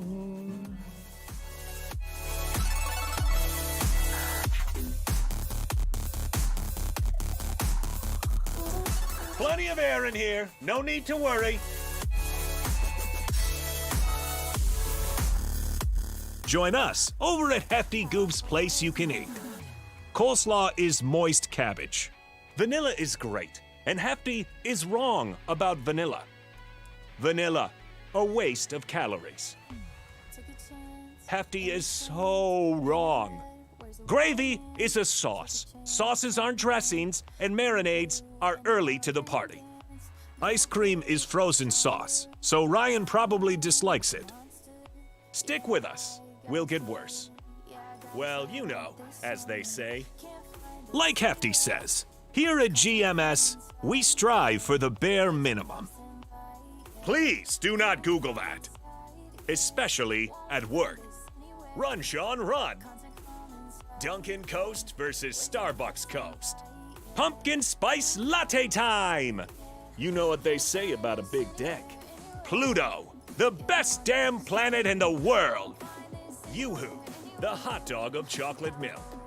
Don't dare ask about the chicken buffet incident. Back streets back, all right! Butts-a-cord, mug life, cracked. Nice. Zesty. Maybe it was Skynet. Who's up for some peanut butter and cheese sandwiches?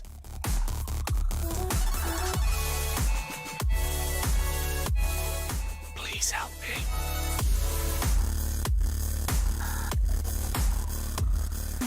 Coming up on Gaming Morning Show, Community Games, and GMS, Morning Gaming Renews. Get ready for your takeaways that were pretty okay.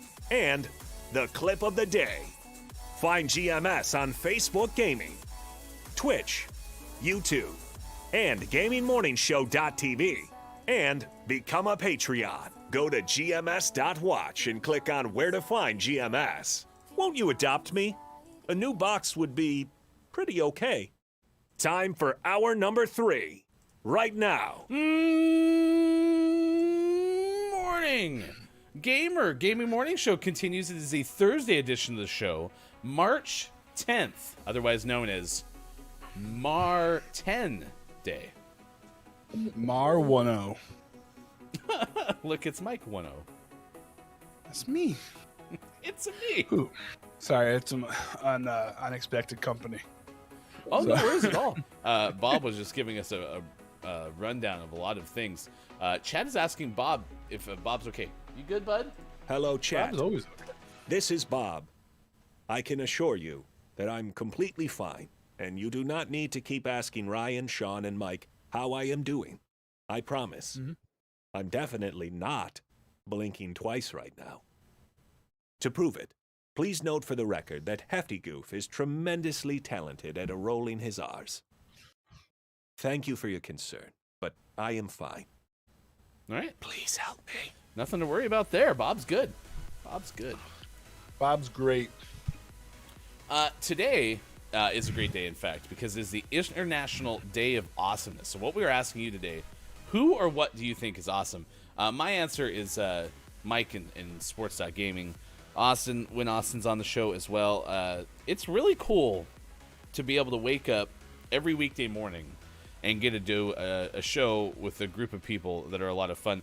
I've long said that I've always wanted to kind of have a thing where you have like 4, 5, 6 people that you work with on a daily basis, and you can just, trust their abilities completely and be able to do some really cool stuff. And I feel like that's what Mike, Sean, Austin do for us on Gaming Morning Show. Thank you so much for being here. You are awesome, Mike. Well, thanks. Who would have known that working with other people that you knew you worked with could be so awesome? Mike job number 4073. We all remember. This donut's great. Ooh, it looks glazed. And I also have a cinnamon roll. D is for donut. Let's welcome in the crew. Welcome in, Final Hour crew. The Final Hour crew is here for this Thursday edition of the show. Hey, it's Brendan _TTV is here. Brendan will be streaming later today at twitch.tv/Hey, it's Brendan _TTV, which we're very excited about. Mirage is here. Hello, FHC. Quiet I Am Gaming. Chris M. Yee. Mayor of the Internet. Mike has something for you in a little bit. Dungeon Meowster KJ, I am JF Downs. Quiet I Am Gaming hanging out with us. Scott Chick 360 has shown up, was here to pet Arturo, which is part of the Deputy Cat Petter's assignment. Meow. So appreciate you doing that for us. It's been a really fun day. We've had Claire stop by for the first time. Jerry has followed us on Twitch. We always appreciate that very much. You can also host us on Twitch and give a thumbs up on Facebook Gaming and YouTube. Those always help us tremendously. JF Downs is starting a coats company, which is very exciting. We've learned how to drink water or beverages out of helmets. Drew Mega had to leave at the end of the second hour, but was here for the vast majority of the show. And many, many others, including our pre-show crew that included Kate Zaid. Thank you for hanging out with us today on Gaming Morning Show. We also found out why Donkey Kong started Mario. So birthed Mario. It was in the list. Birthed out of his loins. True. Do you remember what the hell you were going to ask Chris M.E. about? Nope. Okay. So if Sure you go, don't. Chris, if you can go to YouTube, because you can watch us 2 hours ago instantly, just go there, and somewhere in the first hour, it'll only take like 50 plus minutes of your time. Mike had a question for you, so. Yeah, I forgot. Yeah. If K-Laugh was here this morning, K-Laugh would tell us, but I don't see K-Laugh anywhere, so. Who's been here the whole time? Downs, do you remember? Never mind. K-Laugh is here. Thank you for being here on the FHC. Always appreciate it, K-Laugh. A warm welcome to our official head of research and development, K-Laugh. Oh. What was it, K-Laugh? Downs says, I don't remember. Great. We're doing Thanks, great. Downs. Jeez. Coming up this hour, we'll check in with Look It's Mike O and see what you were tracking at this hour. It'll have to do with reptiles and border authorities searching clothing. And other areas. Just pretty much your common reptiles and pants story. It's Diego. Were you searched? It's No, Diego, he says no. the gaming morning show lizard. It's interesting. We named Diego the Gaming Morning Lizard, but I get the impression that most people are bigger fans of the Gaming Morning Show Lizard jingle. Yeah, absolutely. Okay. So maybe we have to officially update Diego's title to the Gaming Morning Show Lizard. Which honestly is probably better branding anyway. So. Yeah. I'll ask him just to make sure. Mirage is here, like I said. Thank you for joining us for the FHC. Waking up this morning hearing about TMNT Cowabunga collection coming out was the highlight of my day. You're not alone. Yeah, we told you it's coming out, but no one knows when. Well, I think what it was, to be fair, was we don't know when the Shredder's Revenge game is coming out. Well, no, Sean said that they don't have a date for the that thing either. Really? Yeah. I thought we were just talking about Shredder's Revenge. That was pretty exciting. Nah, they're just toying with us at this point. Oh, you remember? Let's I read see a how quote. excited we could get them. And then. No, I remember reading a quote. It was like, we'll put out the Shredder's Revenge game when we put out the new live-action Teenage Mutant Ninja Turtles movie. Not directed by Michael Bay. Which will be never. I still gotta. I really want to show my kids the old Ninja Turtles movie, but I really think it's gonna terrify them. So, because they're a little scary. Yeah. I mean, the turtles can be a little off-putting if you're not ready for the robo suits. Too. Yeah, and Shredder as well, or not Shredder, Splinter. Giant talking rat, you know. And Taka and Raza or whatever, those two are a little more like evilish. Yeah.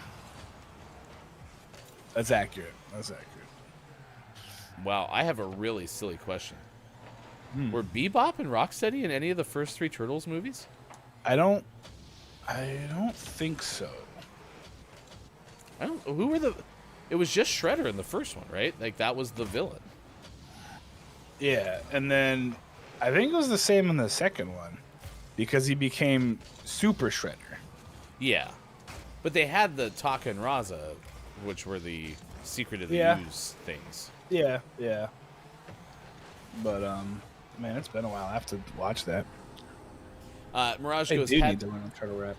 My very first date last Friday, I took her to see the new Batman movie, which was the absolutely loved. I think Robert Pattinson did an incredible job for the role and seemed to have a lot of fun with it. Definitely go see it when you get a chance. You will not be disappointed. That is a Mirage guarantee.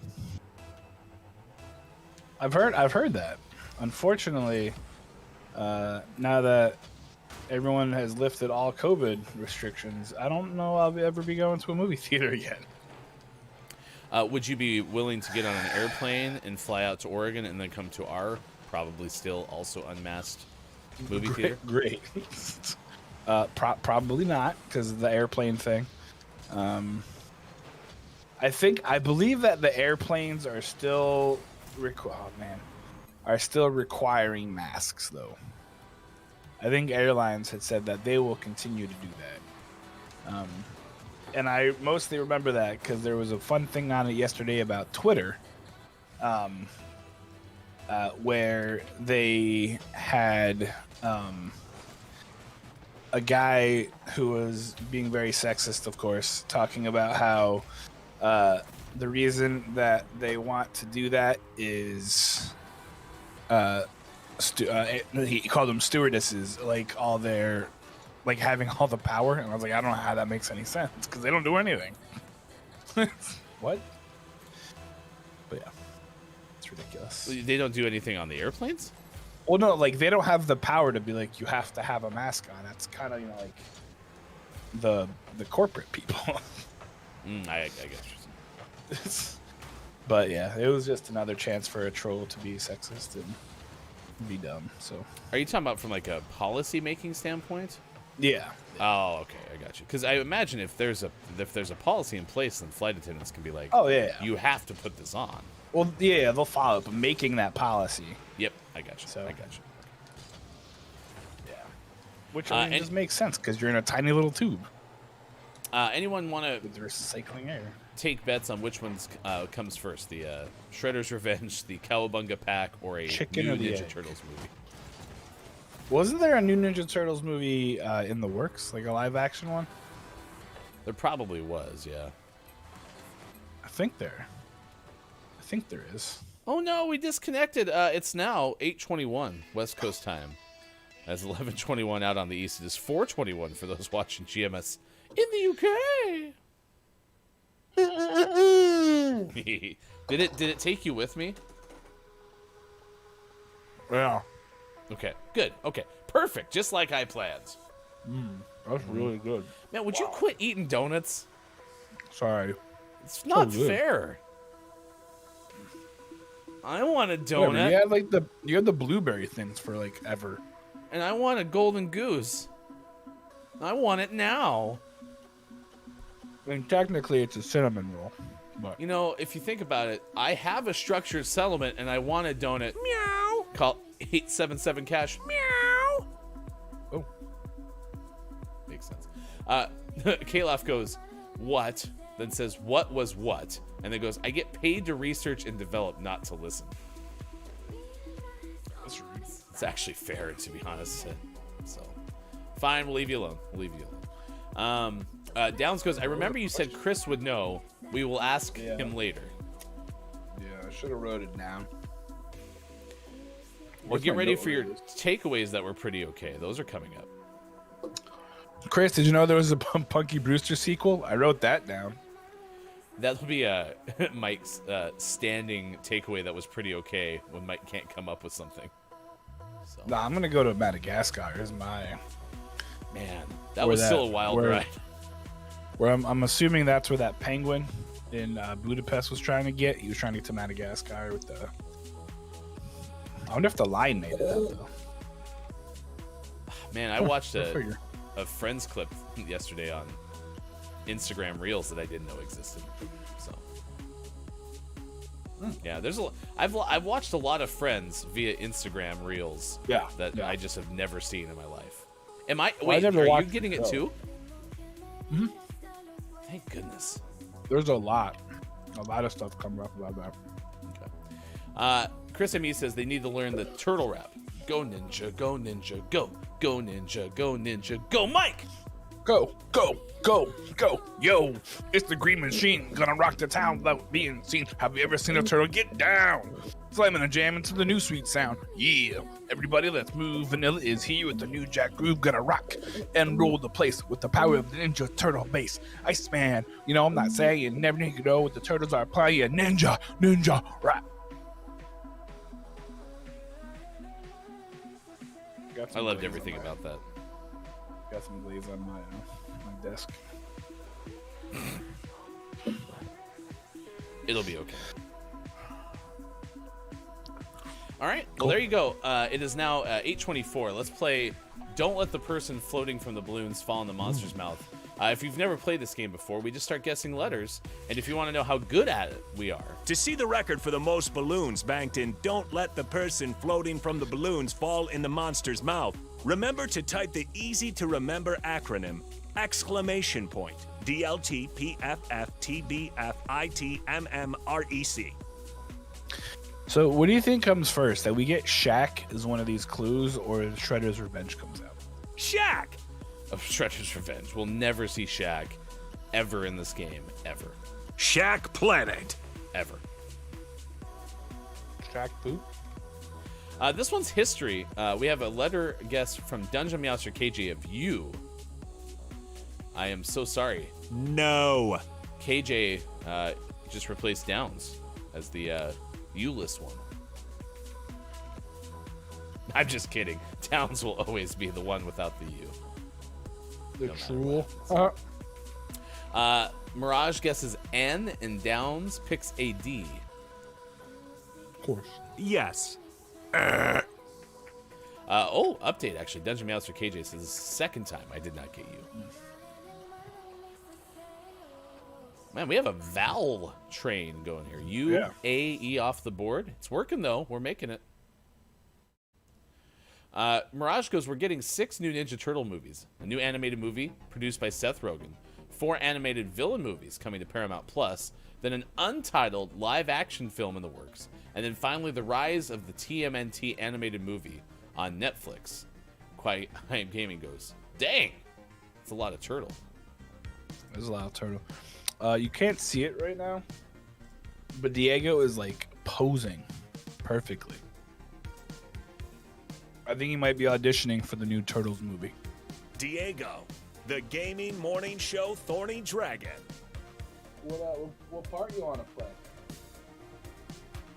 No, you can't be Shredder. You're a lizard. No, he's a dude. Yeah. No, you don't have thumbs. You can't. No. That's not a thumb. Oh, that finger isn't very nice. Stupid lizard. What? That's...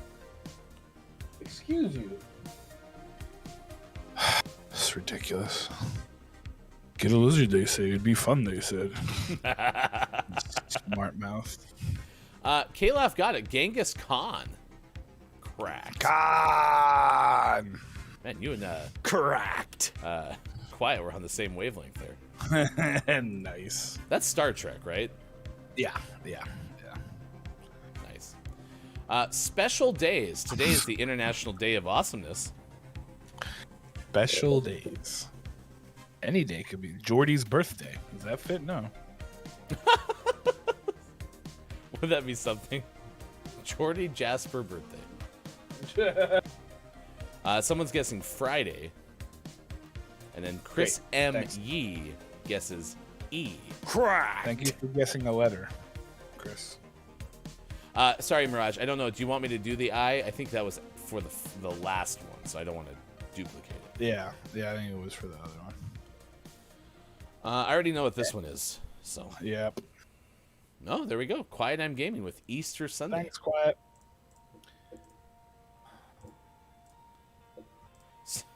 I like how it's categorized special days as opposed to like holidays or something. Weird. We're up to 24 banked balloons on this edition of Don't Let the Person Floating from the Balloons Fall in the Monster's Mouth. Medium strength. And we have books and movies. Dungeon Master KJ is allegedly saying that KJ said you, but it looked like it was above when Mirage said nice. Yeah. I just wasn't sure, so unfortunately it doesn't count. Doesn't qualify, KJ. Sorry. Mirage has been playing a lot of Ghost of Tsushima Director's Cut for PlayStation 4. Very long game, but a lot of fun. I'll have fun with it. Nice. Oh, no. Don't read Mirage's third letter out loud. Just quietly click it, please. No, it's fine. In the context of this game, Bob never listens to letter R, so I don't think you have to worry about it. Hey, do any of you know a pirate's favorite letter? Huh? I was wrong. Let me guess. Is it R? You'd think it was R, but their first love is the sea. You're Next thing welcome. you know, someone's gonna ask him his favorite M&M, and now we're gonna be here for another half hour. It's ridiculous. Could you imagine? The N and the E both hit. The V did not, though, so we're down to 3. Downs goes, I miss Google Feud so much. All right, Downs. I will get Google Feud up and running for you. G. Katniss Everdeen.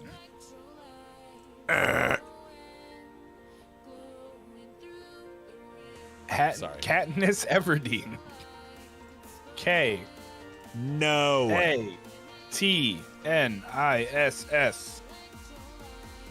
We lost. I told you what it was. It's apparently Apollo 13. No. Which is another way to say Katniss Everdeen. Ooh, so close, but in the end, incorrect. Apollo 13. How stupid. Now, I'm going to actually ask you a question. So I wrote a lot in Associated Press style for sports writing. And in Associated Press writing, any number that is after 9 is written numerically, but any number that is before 10 is spelled out. So this would have, if that had been Apollo 9, it would have been Apollo N-I-N-E. But I also think, wasn't the official like NASA writing of Apollos, the Apollo missions, weren't they actually like 1-3 as opposed to Weren't they? I spelled think out? they were Roman numerals. Even then, right? Yeah. So I didn't like that one. I'm going to throw Don't Let the Person Floating from the Balloons in the Monster's Mouth in the garbage. That sounds good for now. Right next to my recipe for, I can't remember some of the things you dislike. Other, things. Oh, Onions the other and things. mushrooms. Yeah. You, who do we have with us today? You really? This is Charles. Charles in charge. Are you in charge? Of our days and our nights. This is Delilah. She was. She's smelling the bits that are left over in my beard from the thing. What? The cinnamon roll. Hi. How are you? Are you doing good? She's. Oh. What in the heck? So that's supposed to be a really cool GIF, and it's not GIFing. It's not gifting. Yeah. Well, that's weird. It always GIFs. It always gifts until it doesn't. It's the GIF that keeps on GIFing. Now it's just flashing. I'm really disappointed. Look at this thing. It's really cool. When you save it, though, you have to make sure it saves as a GIF file. It did. Oh. Oh, but did you upload it as a media source or as an image? Ooh, it is an image. Yeah. But it says GIF in that rundown. All right, let me try it as a media source.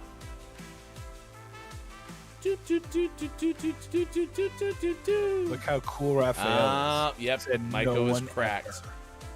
Maiko is cracked. I didn't realize you could upload a GIF and have it be a still image. Yeah, yeah. There when it you upload goes. it as an image, it only does that. I've learned that through a lot of trial and error. Look at that thing. Oh, hey, you guys, look, Rocco, look at this. You guys never get to see this guy. Hey, buddy, that's the other one. You still can't see him. Sucker. All right, will you do the ninja rap one more time just for funsies? No, just kidding. Yo, it's the Green Machine gonna rock the town without being seen. Have you ever seen a turtle getting down, slamming and jamming to the new sweet sound? Yeah, everybody, let's move. Vanilla is here with the new Jack Groove, gonna rock and roll the place to the power of the Ninja Turtle bass. Iceman, you know I'm not playing. Never gonna know what the turtles are saying. Ninja, rap, ninja, rap, ninja, rap. Go. Lyrics. Fill in the gap. Drop that bass and get the ninja rap. Feel it. If you know what I mean. Give it up for those heroes in green just flowing. Smooth with the power. Giving it up after hour. Cause in this life there's only one winner. You better aim straight so you can hit the center. In it to win it with a team of 4 Ninja Turtles that you gotta adore. Ninja, rap. Ninja, rap. Ninja, rap. Go. Villains, you better run and hide, because one day you might not slide, so choose your weapon but don't slip. Vanilla's in control in the flex of a mic grip, rocking the crowd the way it should be rocked. The Miami drop that you like a lot. You know it's hitting like a Ninja Turtle. When the bass kicks in, you better check your level. Power of the ninja is strong, fighting all crooks until they're all out cold. What?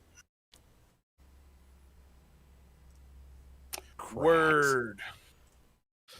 I'm proud of you. That made me very happy. Nice. Okay. Nice. Baby. Nice. Downs, are we doing okay? IMJF Downs goes, never thought I would say this, but Vanilla Ice did it better. Well, yeah. That's because he had the stupid haircut and the weird pants. Rude.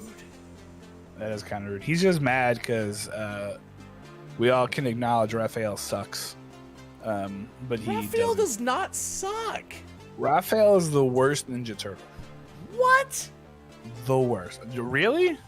Yeah, he's the second best Ninja Turtle. No. It goes Michelangelo, Leonardo, Donatello, April O'Neil, Casey Jones, Splinter, the pizza delivery guy, the other guy, Krang, the subway system, and then Raphael. I mean, maybe only other than, like, Mike is kind of a softie. Like, what redeeming quality does Michelangelo give to the Turtles? He's the party. Yeah, which is and the most nunchucks. Useless thing in the context of being a Ninja Turtle. And he always has pizza. Again, I repeat.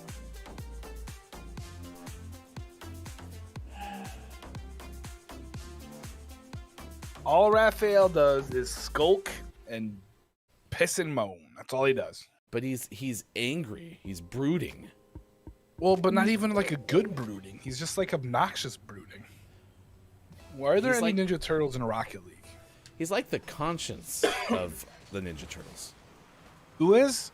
He's the Leonardo? Raphael is in tune with his emotions. Raphael's a little B-word. Michelangelo's just awesome. Not able to grapple with the realities of life. And he has nunchucks, which is the silliest weapon of them all. Are you kidding me? The little like semi fork, I think, is the silliest weapon. No, I will admit I love Donatello, but he got a bow staff, so bow staff is pretty fun though. You can hit people from far away. Yeah, I was gonna say it was really useful in the first Ninja Turtles game. So. It really was. But yeah, Raphael is the worst Ninja Turtle. Even the yellow turtle, I think, which is one of the later ones. that's not like a real turtle, but kind of a turtle, is better than Raphael. Have you ever gone through, in all seriousness, the like construction of the way like shows that have 4 different types of characters are constructed and how that like plays into psychology? And Yes, actually.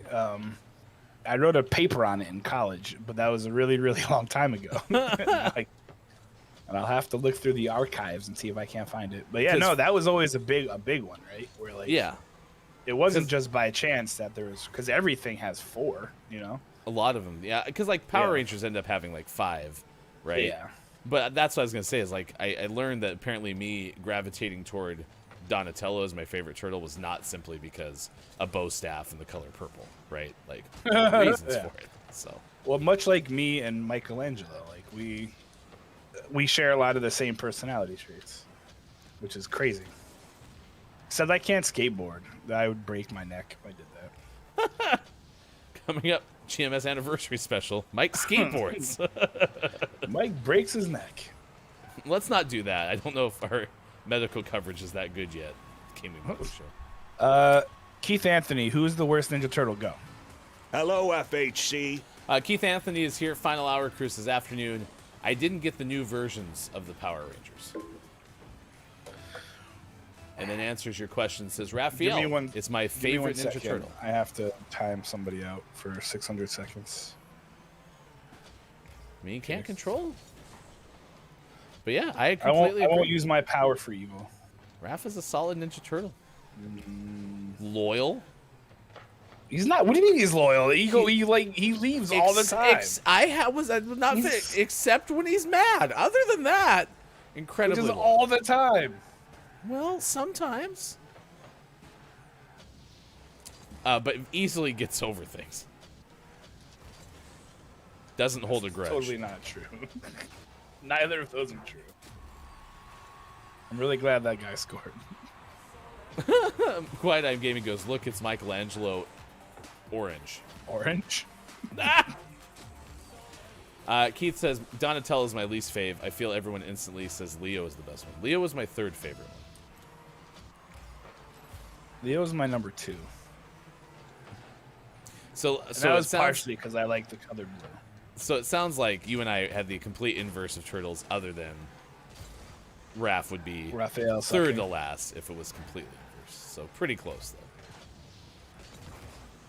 Because mine goes Donatello, Raphael, Leonardo, Michelangelo. I mean, his weapon says everything about him. It's called a sai. Like, yeah. That's actually a good line. That's a great line. Yeah, it literally describes Raphael to a T. See, I love the size, and I think part of this too is like I liked the fact that like Donatello had the only weapon that was a singular weapon. Everyone else had a pair of something, right? True. So I think I do gravitate towards like even circumstantial like uniqueness. So yeah. After the show, I'm gonna have to like look up the theory of it all. No, I do. We put it in our Discord if you'd be so kind, because it was there, and it was. I can't remember the other show, because maybe it was Thundercats. I don't think so. I mean, because Thundercats had Tigra, Panthro, Shatara, and Lion-O as like the adult characters. Yeah. Then there was 2 kids. Yeah, Kit and Kat, and then you had Snarf, of course, the most worthless character in cartoon history, but you should, because it was really interesting reading. I wish I could remember the other like group of 4 that like. Well, I mean, there's always a group dynamic too, right? Because even like Captain Planet. I mean, Captain Planet had 4.5. Because the Heart Kid was kind of. The Heart Kid was great. The Heart Kid was the worst. No, Heart. Like what? What are you gonna do with Heart? Come on. That's what the planet needs the most. No, it isn't. It needs fire and earth and wind. We already have lots of that. We have way more wind than we used to, it seems. It's true. Where are those kids? Those kids could solve the global crisis. You just get that one kid to get wind all the time. You get wind power. You know, it's great. So much talking. Too much wind. Pickle Feets is here as well. Hello, FHC. Pickle's here. Pickle says Donatello is tops. Donatello was very cool. I will agree with Chris. The invention thing, I really enjoyed. I'm an inventor of sorts. I created the Camelback before my teacher told me that I was stupid for doing it. But yeah, the Donatello had some cool things. Don't talk crap about the rocket. Matai. The rocket. That's right. Matai does suck. Sorry, Chris. You didn't invent the Camelback. It was the rocket pack. Oh yeah, the rocket pack with water inside. Right. Yep. Mirage goes, I think Leo is the most balanced in the original Mirage comics. Technically, Donatello was the one that killed Shredder in the first issue. The 2003 animated series, Michelangelo really had his time to shine. Same with Raphael.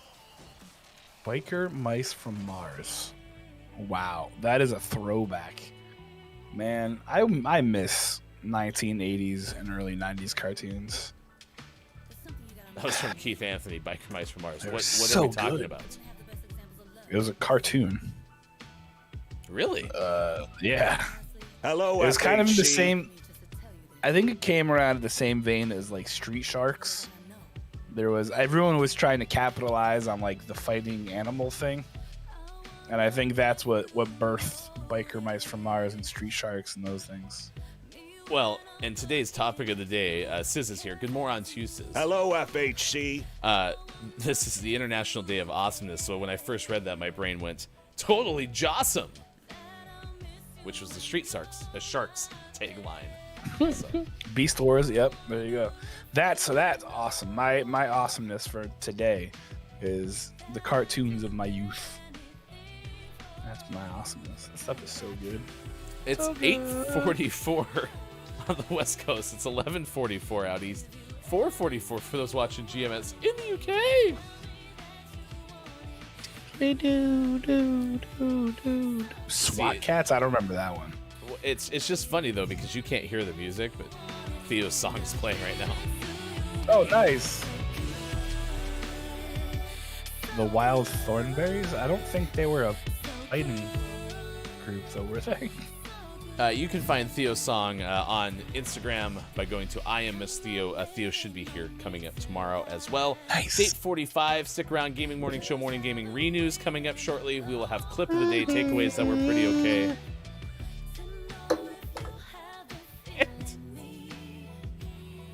More. The kazoo is a great new addition.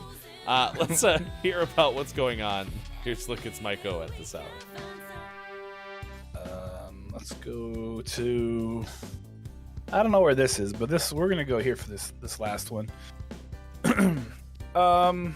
According to the AP News that Ryan was talking about before that writes letters and stuff, or numbers, anything over 10, especially the number 52. A man who tried to slither past U.S. border agents in California had 52 lizards and snakes hidden in his clothing, authorities said Tuesday.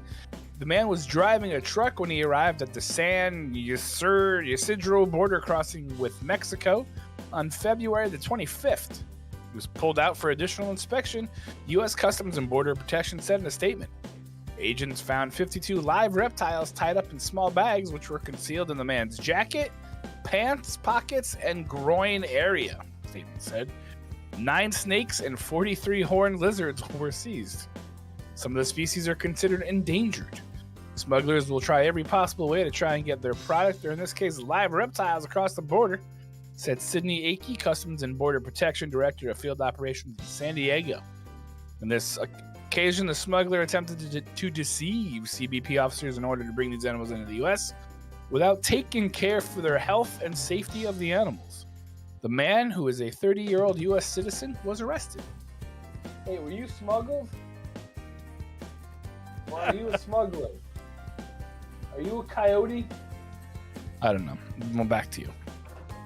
Diego's been all... Man, our animal mascots have been traveling all over the place lately. It's true. We had Bear somewhere doing something the other day. Now we got this. The lizards. Yeah. It's true. And now this guy's back. What? I released you. Stupid crab. Your crabs got bigger. They do that when it gets cold out. That is Look, It's Mike O at this hour on Gaming Morning Show. It's now 8:47. Have you seen like the dark twists and turns like the actual Teenage Mutant Ninja Turtles comics have taken? I have not dabbled in comic books in a very long time.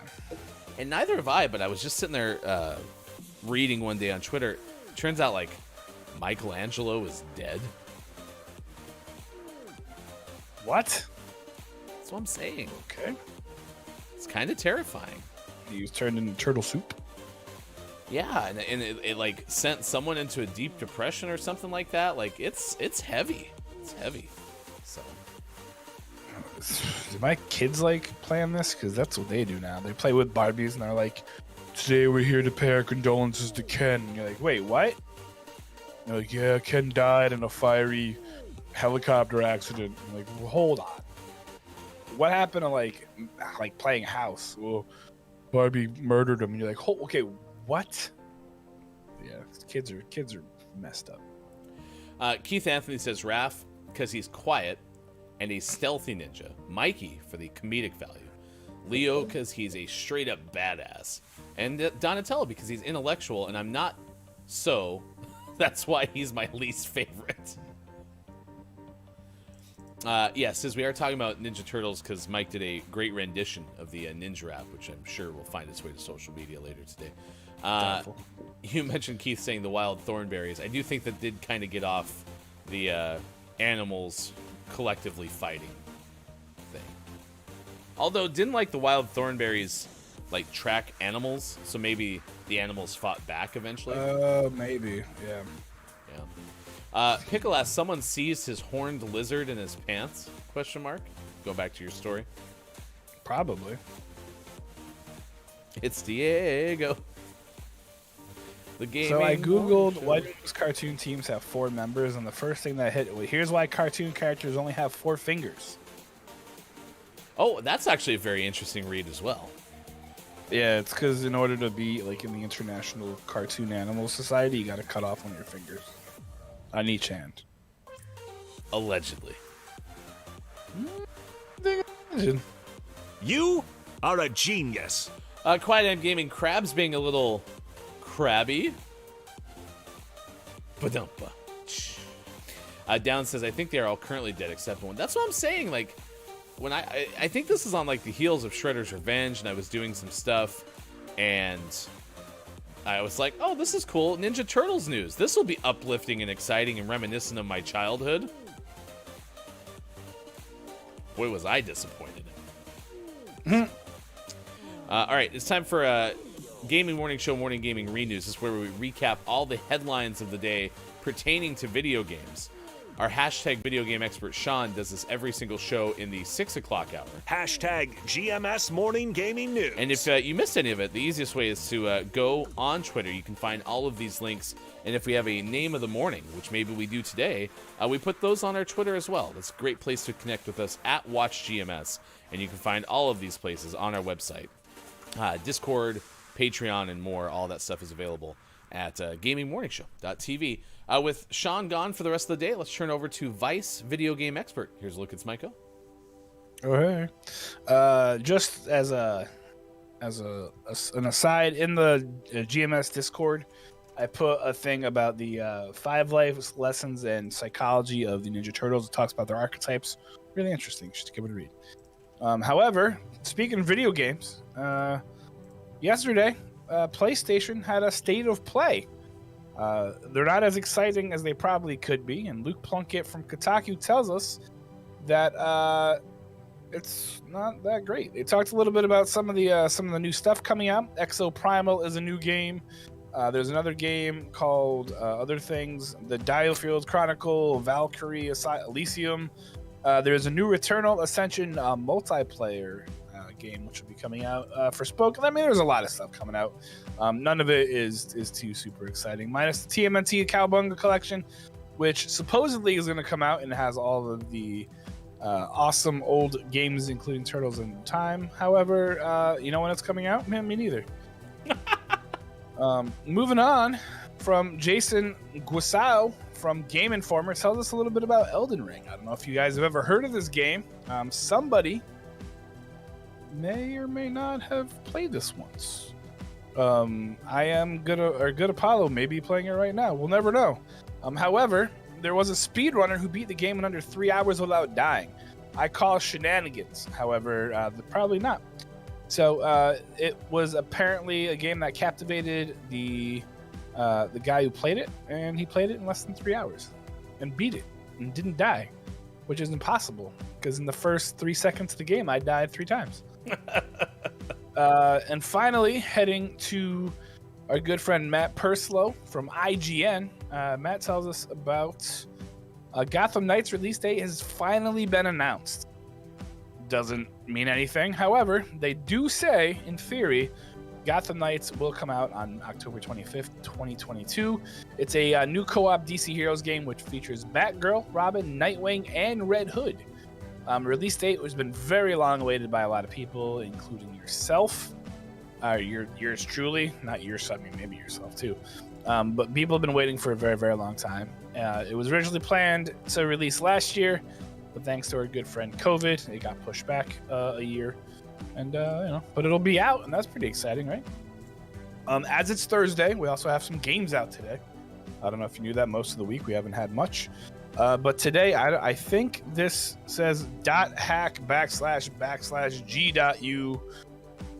last code available on the Switch. Type it into your web browser, see what happens. I'm not responsible for it. Aztec Forgotten Gods comes out on your PC, Switch. It just comes out on everything. Chocobo GP comes out on your Switch. Distant Worlds Numero 2 comes out on your PC.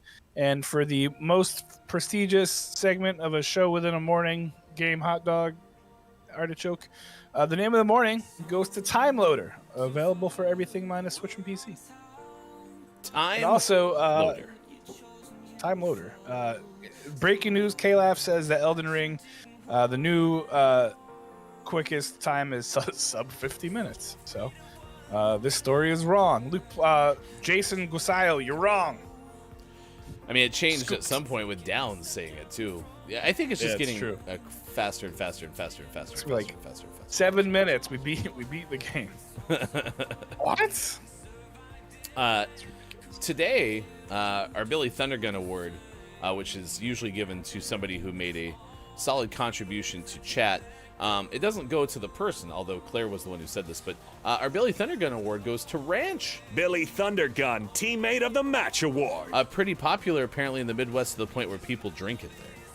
Well, they pour it on their giant pork tenderloins, which is weird. Will we ever know how Ranch is made?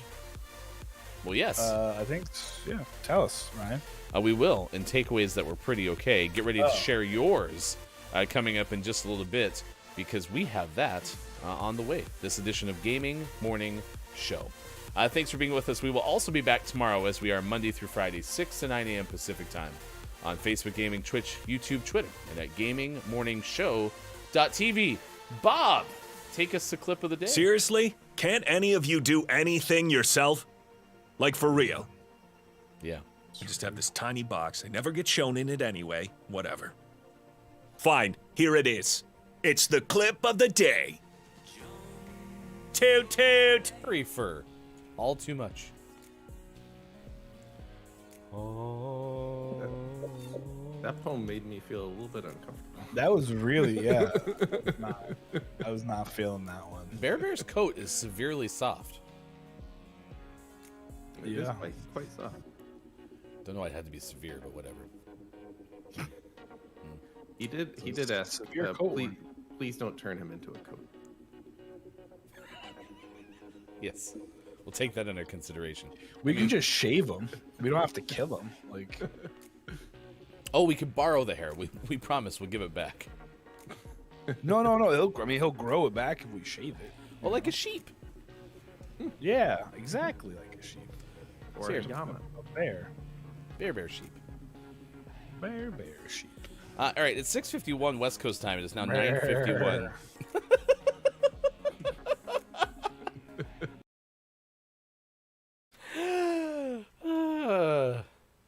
excellent show from you today, Mike. Well, thanks. I enjoy being here and being a member of the show. Well, it's been a big day. Yeah, what are your takeaways that were pretty okay? What is something you learned from today's show? And if you are watching on Twitch, again, Jerry, thank you for the follow. Claire, thank you for stopping by for the first time. We're going to send you over to the Crane Couple, a YouTube couple that loves gaming and IRL backpack streaming on Twitch, and our unique triple PC setup gives you an experience you cannot get anywhere else. Love variety games, especially anything cooperative. Today, a just chatting stream in real life Disneyland Food and Wine Festival all day long. So please go say good morning from GMS if you would be so kind, and we will be back coming up tomorrow at 6 a.m. Pacific time. Look, it's Mike O. What is your takeaway? That is pretty okay. My takeaway is that Raphael always sucks. And also, I found a really great article that breaks down a whole bunch of people into who they are in the Ninja Turtles. Eric from Boy Meets World is Michelangelo. Kramer is Michelangelo. Charlie is Michelangelo. And Rose from the Golden Girls is Michelangelo. So, there you go. Oh, so like in the group dynamics... Yeah, these are equivalents to. Yep. Gotcha. That's posted in the Discord, so you can go take a look at it. Maybe that was maybe it came up in the context of like Saved by the Bell or something. Maybe that's what it was. Yeah. So, takeaway that was pretty okay from Chris and me. Both. I didn't think I'd see the day a slather won the award. Yeah, but hey, it's National Ranch Day. Apparently, everyone in the Midwest loves it. Chris's actual takeaway is that Mike has something to ask me. Yeah, I can't remember. What is that something? Find out tomorrow, maybe, on Gaming Morning Show. Maybe. Yeah. Raphael is the best, says Downs. Maiko sucks. That's my take. Man, Downs and you are butting heads today. One moment. Uh-oh. Don't do it. Don't. Oh, I'm so sorry. This is what happens when we give Maiko some moderator powers. So, for what it's actually worth, go to JF Downs' Twitch stream and follow Downs on Twitter, because Downs is doing something cool with wrestling. Doing a streamer wrestling federation. So check that out. It's pretty cool stuff. It's really funny. Brendan is going to be streaming later today at 4:30 p.m. Pacific time. There's many other things going on, including birthday boy JordiJasper streaming at 4 p.m. Pacific time. Someone who's probably playing like Bloodborne or Elden Ring or something like that. I don't know. But sorry, no, that's the wrong one.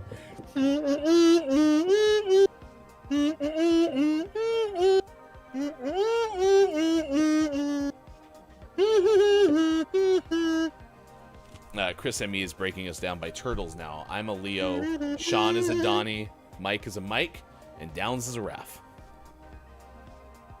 Oh. My takeaway that's pretty okay is when it comes to making ranch, you use ranch ingredient 1 and ranch ingredient 2. In that order. It honestly is probably better if you've ever had to make a vat of ranch to just not ask what it is. So, yeah, don't ask. All right. Well, I hope everyone has a great Thursday. It's always fun to do the show. I am absolutely exhausted, but I will be back tomorrow as well. We'll see everyone else tomorrow, and Theo should stop by as well. For Austin, for Sean, for Mike, I am Hefty Goof. Love this place. Love the show. Thank you for being awesome on International Day of Awesomeness. Please say good morning from GMS to the Crane Couple if you're watching on Twitch. And follow us, like us, subscribe, all that stuff on YouTube as well. See you tomorrow.